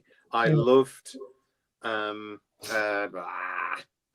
a villain in one movie in like the 90s that's really good. I even liked him in Marshall in US Marshals. That might be what I'm thinking. He was good in that. That was his first film back after his legal problems, wasn't it? But when he was younger, I just thought he was brilliant. He did something, it was in like a rom-com thing years before when he's really young. That was good. He ends up going back in time or something, I forget. Anyway, that was a good film. But he did do Sherlock, yes. This Sherlock is great as well. Yeah. Oh, Sherlock's fantastic. That's the third one's coming, finally. We're getting another third really? Sherlock. Well, yeah. Be 2027, I think. But the main thing we're getting is the main thing with it was what was the I can't get Buster Keaton's name out. Charlie Chaplin. The Chaplin yeah. film. I love showing people that film now because they just don't expect it anymore. No, god damn, he's a good actor. And so when I always liked him. I was like, yeah, fantastic. He's going to be brilliant.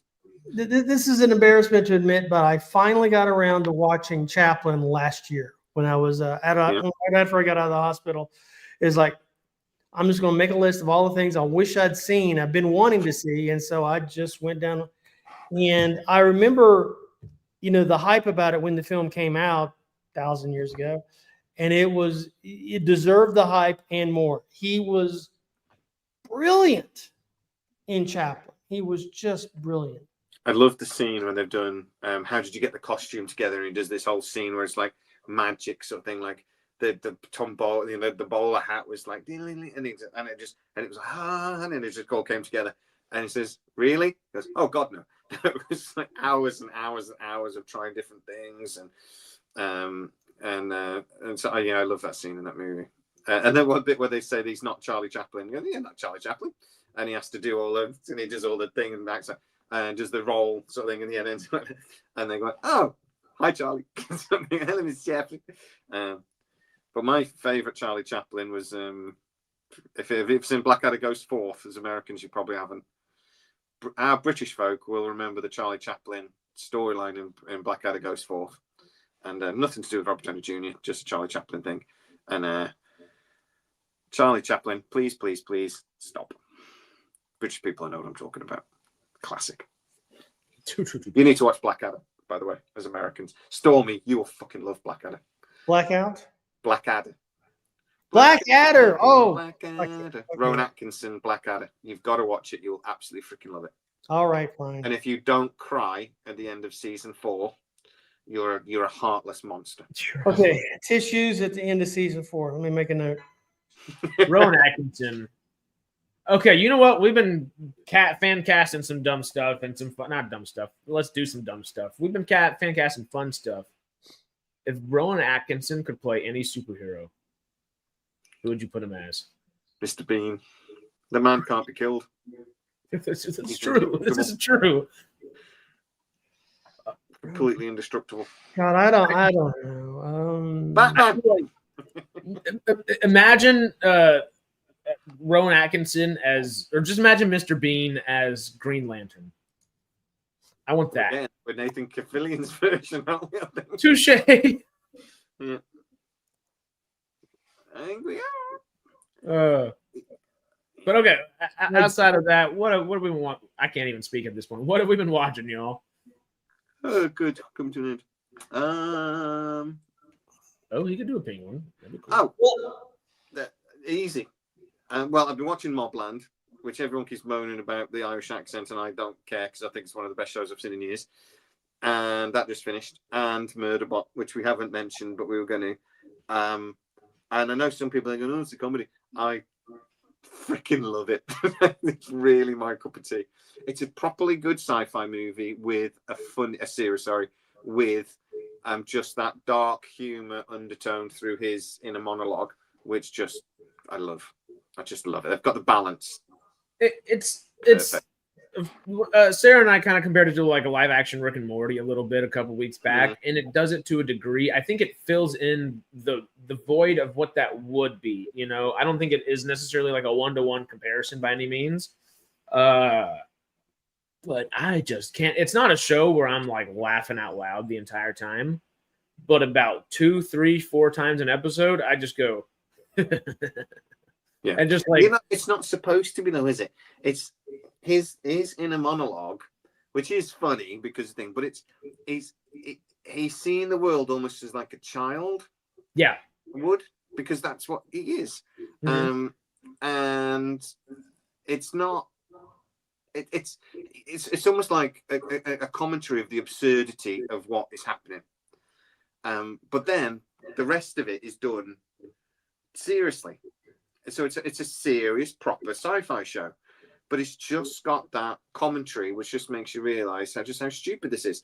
And then they're going, "We're going to fix them and turn them on," and he's there going, "I'm going to kill you all. I'm going to kill every single one of you if you don't do it right." Yeah, don't do that. Who would do that? Why would you think about doing that? I just tried to kill you all, and that's just like, commentary on the absurdity of what's going on. It's just, honestly, I need to read the novels because it's genius. This is a really bit like making when me Slow want to do it. Horses came out, and it was like, I must read this because this is incredible. I really, really need to read the novels. It's making me want to do the same in a big way. I'm not going to read it until the end of the series because I want to ruin the series name. But I'm definitely going to read, and I hate reading. Well, after season 1, I want to know if like it's one novella or if it's kind of covered 2 or 3 or whatever the case is. You know. Yeah, you know what you mean. You need to figure out what. And then that'll be a nice gauge of how many seasons are we going to get. You know. It's gloriously good. Apple is so good at sci-fi. They're just brilliant. Whoever they hire does it correctly. Yeah. I don't know. Apple has been hurting since the end of Ted Lasso, and but that's why they brought it back. Have we heard any new news on Star City with Apple? Not that I'm aware of. Oh, do you guys know what I'm talking about? Yeah, but I mean, wasn't that sort of last year? I don't think they've done anything with it, as far as I know. Yeah, that's what I was wanting to know, if anything had ever come up around, because I know it got some sort of a marginal green light, or let's explore. No, they got the rights to it, but I don't think they've done anything with it. I can't remember the last time anybody told me anything about it, anyway, off the top of my head. Most recent article I can find is from April 5th, and it's just saying everything we know about the For All Mankind spinoff. Yeah. So I don't think it's like. And Apple typically sits. I mean, they don't really. And that's one of the complaints from producers, at least, of Apple, is they don't do anything. No leaks, no nothing. Marketing's not that heavy. It's just, well, here's their stuff. Go enjoy. I like that, but I think they will fall into the Netflix issue of marketing if they're not careful. Yeah, it says 2026 release date. They've just February 2025. They finished casting. they started filming in early 2025. So filming started. Is Severance not sci-fi? I thought Severance is technically sci-fi. Severance is sci-fi. It's also Right. shit. I Really? mean, if I hate if the Severance. Prisoner was sci-fi, I guess Severance also would be sci-fi. Sci-fi. It's sci-fi. It's science fiction. Talking about going to Secular Monk, the studio I thought was hysterical. Yeah. Did you watch it? Yeah, I've seen it all. Yeah, I watched it on Stormy's insistence. And then I watched Severance on Matt's insistence, and I now want to punch Matt in the dick. Poor Matt. He gets. He's 6 foot something as well. I could do it just like that. I don't even have to. I don't even have to like bend down or anything to punch him in the dick. I can just do a jab and I'll just punch him straight in the dick. I didn't. He doesn't look 6'3", does he? No, yeah. But how big do you reckon that guy's head is? It's just like massive head. However it is, it's not as big as Chazz's head. Chazz actually has the same head as George Lopez, which is hilarious. Chazz does look like he's got a big head. But yeah, no, I kept thinking Severance, it's the best show ever made, according to Matt. So it'll get better. And then what is this goats thing about? And I hate shows like that. You know, these shows that are like I don't know, quirky, mysterious, supposed to be mysterious and another thing, and then they never actually then answer any of the mysteries because they know they can't. Severance is, I just don't like it. It's not for me. I'm gonna check it out still. I love Adam Scott at least. Yeah. It's just Matt for Batman. Slow burn. You'll probably fucking love it.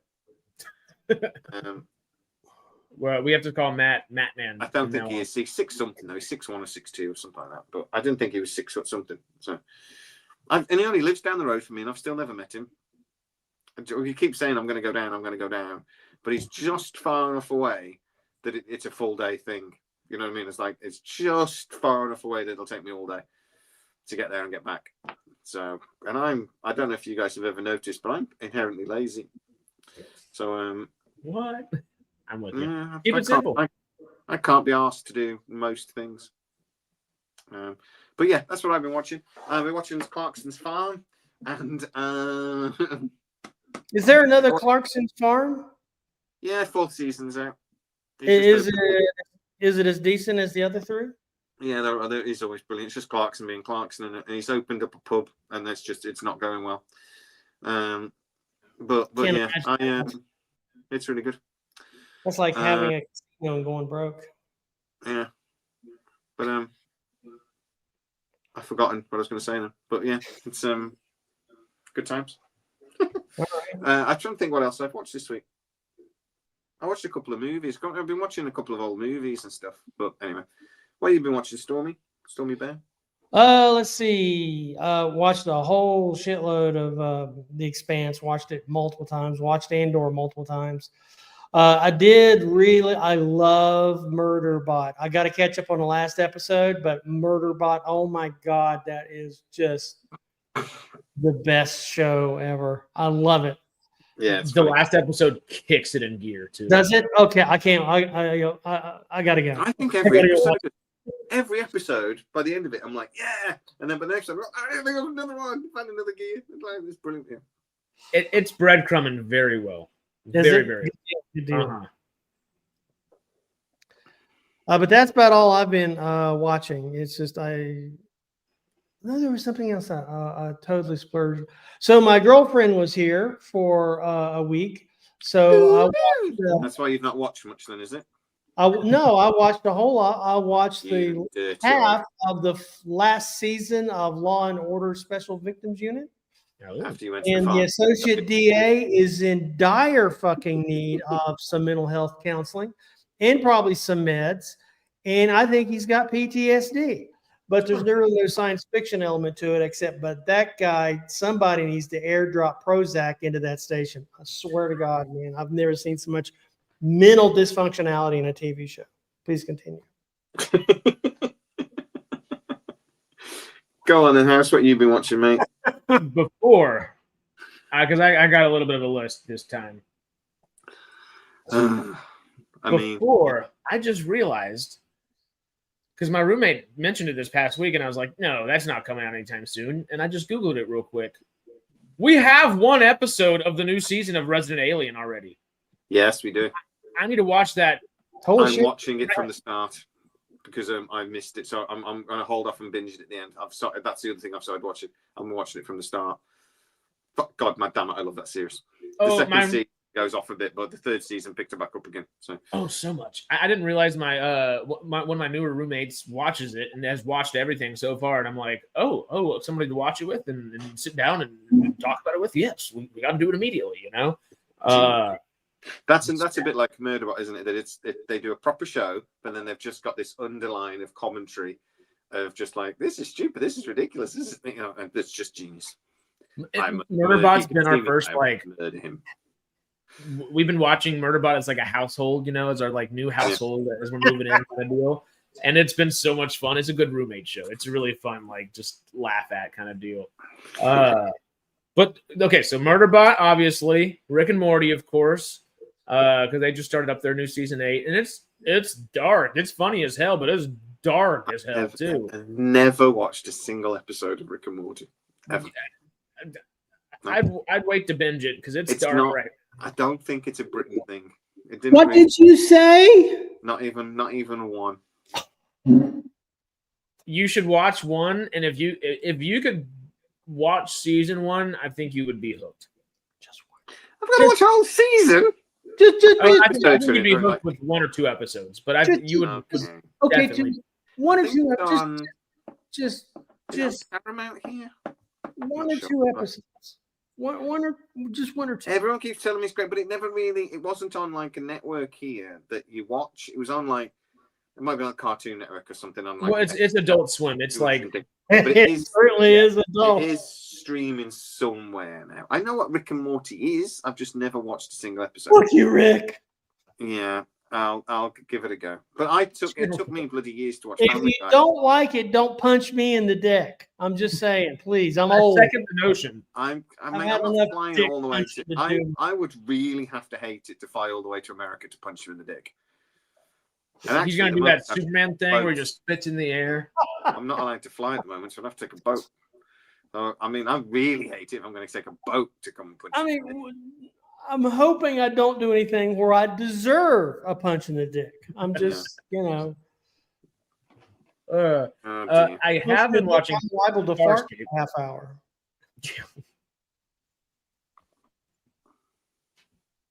Yes. Uh-oh. Jay's over here pounding. Oh, God, popcorn. Outside of that, Farscape, of course. I haven't watched any Stargate this week. We didn't play any cards for me to put it on the background. It kind of felt weird, But went to go see The Phoenician Scheme last night, Wes Anderson's new movie, and really enjoyed it. It's much more of like a straightforward narrative, I feel like, than Wes Anderson typically gives. And it's long, but it's good. Of course, saw Lilo and Stitch, saw something else that I can't think of before I look up Regal on my phone real quick. But the one thing I did see this past week that I don't know if people need to go see, because it was absolutely of course. 2 things. Okay, saw Ballerina, and Ballerina was awesome. There's no plot at all. There's absolutely no plot. It's essentially a sequel to John Wick 2 and a slight spinoff at its same time, but there's absolutely no plot. It's better than Asteroid City, I believe. Monk, I think so. But Ballerina, as long as there is a Spanish version, and I kind of want to go see that and just watch it in subtitles, because as much as I love Ana de Armas, she's an amazing actress and maybe one of the most beautiful women on the entire planet, probably universe.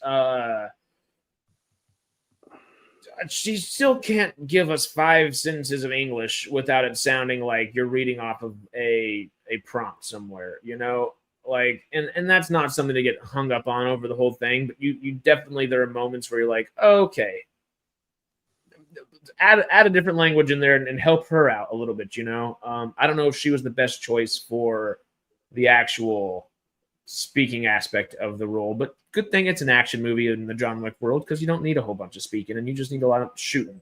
Do y'all remember the Mandy movie that brought Nick Cage kind of back into the zeitgeist a few years back that had the really cool chainsaw fight scene? This has a... What was the title? Did you say Manatee? Mandy. Oh, I did not see. Yeah. It has one of the best things with the chainsaw fighting scene. Just a great badass fight scene. This has a flamethrower fight scene. Oh, Jesus. And it is amazing. Well, and that certainly is. Second you see Ana de Armas and grenades, just get excited. It's so good in that sense. Outside of that, though, we saw a Monday mystery movie this past week, Life of Chuck. Mark Hamill's in it. Tom Hiddleston's in it. Chiwetel Ejiofor's in it. Karen Gill's in it. So it's good? It is. We expected the Monday mystery movie to either be 28 Years Later or Ballerina, and Life of Chuck appeared. It was amazing. Wow. Absolutely amazing. I think it's one of those movies that anybody can get something out of. It's not going to be for everybody, but it's something anybody can get something out of. Really, really good, worthwhile. It's a very contemplative film. Very nice. But the final thing that my roommate and I went to go see 2 nights ago, we went to go see the new Philippou Brothers movie, Bring Her Back, the horror movie. Bring Her Back. It is absolutely freaking terrifying. I shit you not. There was a moment in the movie, in The Substance, when I watched The Substance at the beginning of this year for the Oscars and all that. That movie's insane, and it makes you squirm just with the body horror of everything that's going on. In Bring Her Back, there's a moment, and I don't want to spoil anything, but there's a moment where you get to see the results of the kid on the poster doing something bad to themselves because of the whole, possession kind of oriented aspect of the film. I've never done it in a film before. I covered my own eyes. And then immediately the guy next to me laughed his ass off and leaned over to his girlfriend and they started laughing. And I started laughing at myself even, and it was needed because it was such a scary moment. I literally went, I will never forget it. I went. Yeah, but that's the goal of filmmakers, man. There's not emotion moment of that film that happens not in daytime, and it is still probably going to be the scariest movie of this year by far. Maybe outside of Weapons is the only thing that could do anything, hold a candle against it. That looks like it's going to come out. Amazing. I could not suggest A24 and the Philippou Brothers Bring Her Back anymore. But yeah, that's what I watched this week.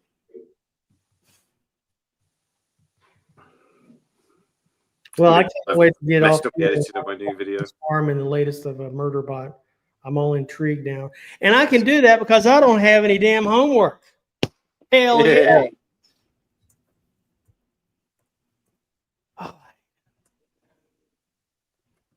Mike, Megan is pretty video, good. And I'm being told I fucked up the editing.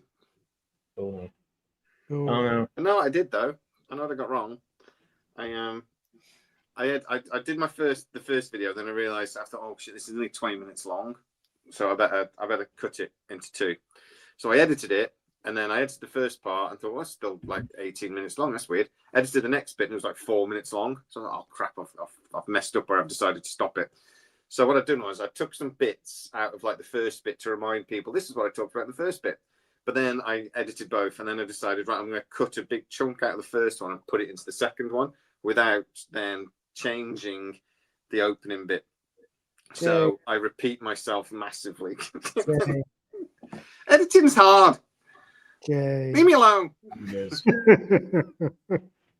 Oh, I started watching that Taskmaster show too. That's pretty funny. I like Taskmaster. Taskmaster. I've now found it, and it is great.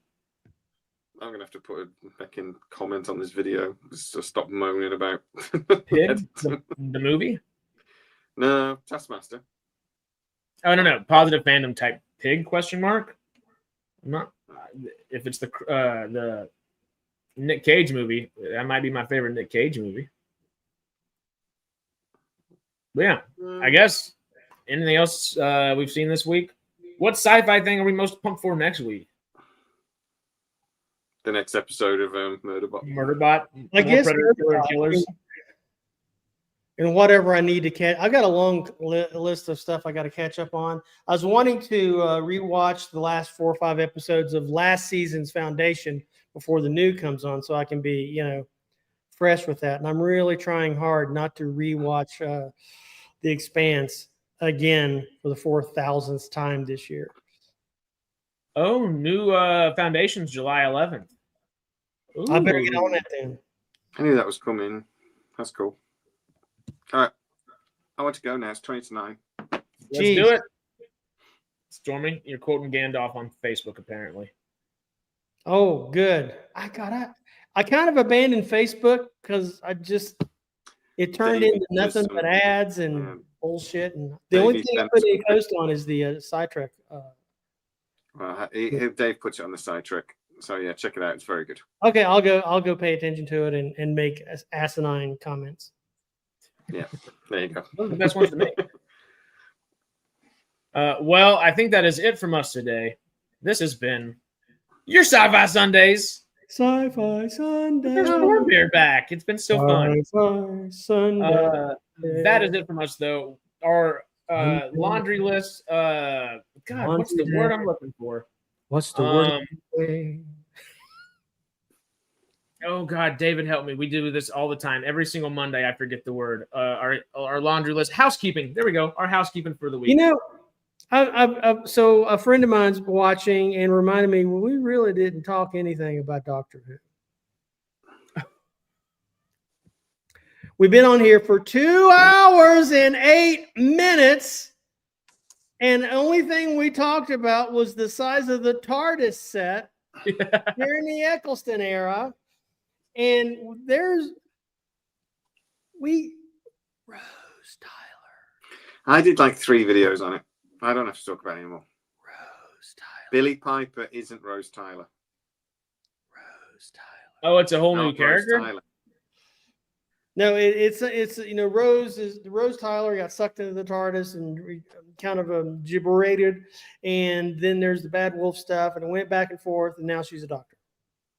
I think that's the synopsis of Jay's 3 videos. She's probably not the Doctor.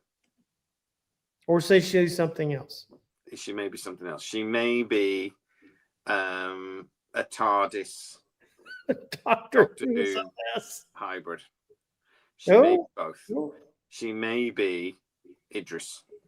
Kind of like during the Matt era of the Doctor's Wife. The Doctor's Wife, which is still considered to be one of the best Doctor Who episodes That was in really the new good. era ever made. So the most popular fan theory, and sort of fits with what I was told, is that she may be. The main thing is, the main clue we seem to have, and I was told, is what she says is really important. The fact that it flicks to a shot of the TARDIS control panel during the regeneration is important. And she says, "Oh, hello," and like she's talking to somebody.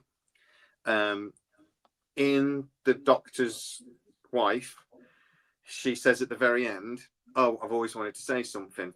And does he say something like, "I love you too," or something? And she just says, "No, I wanted to say hello."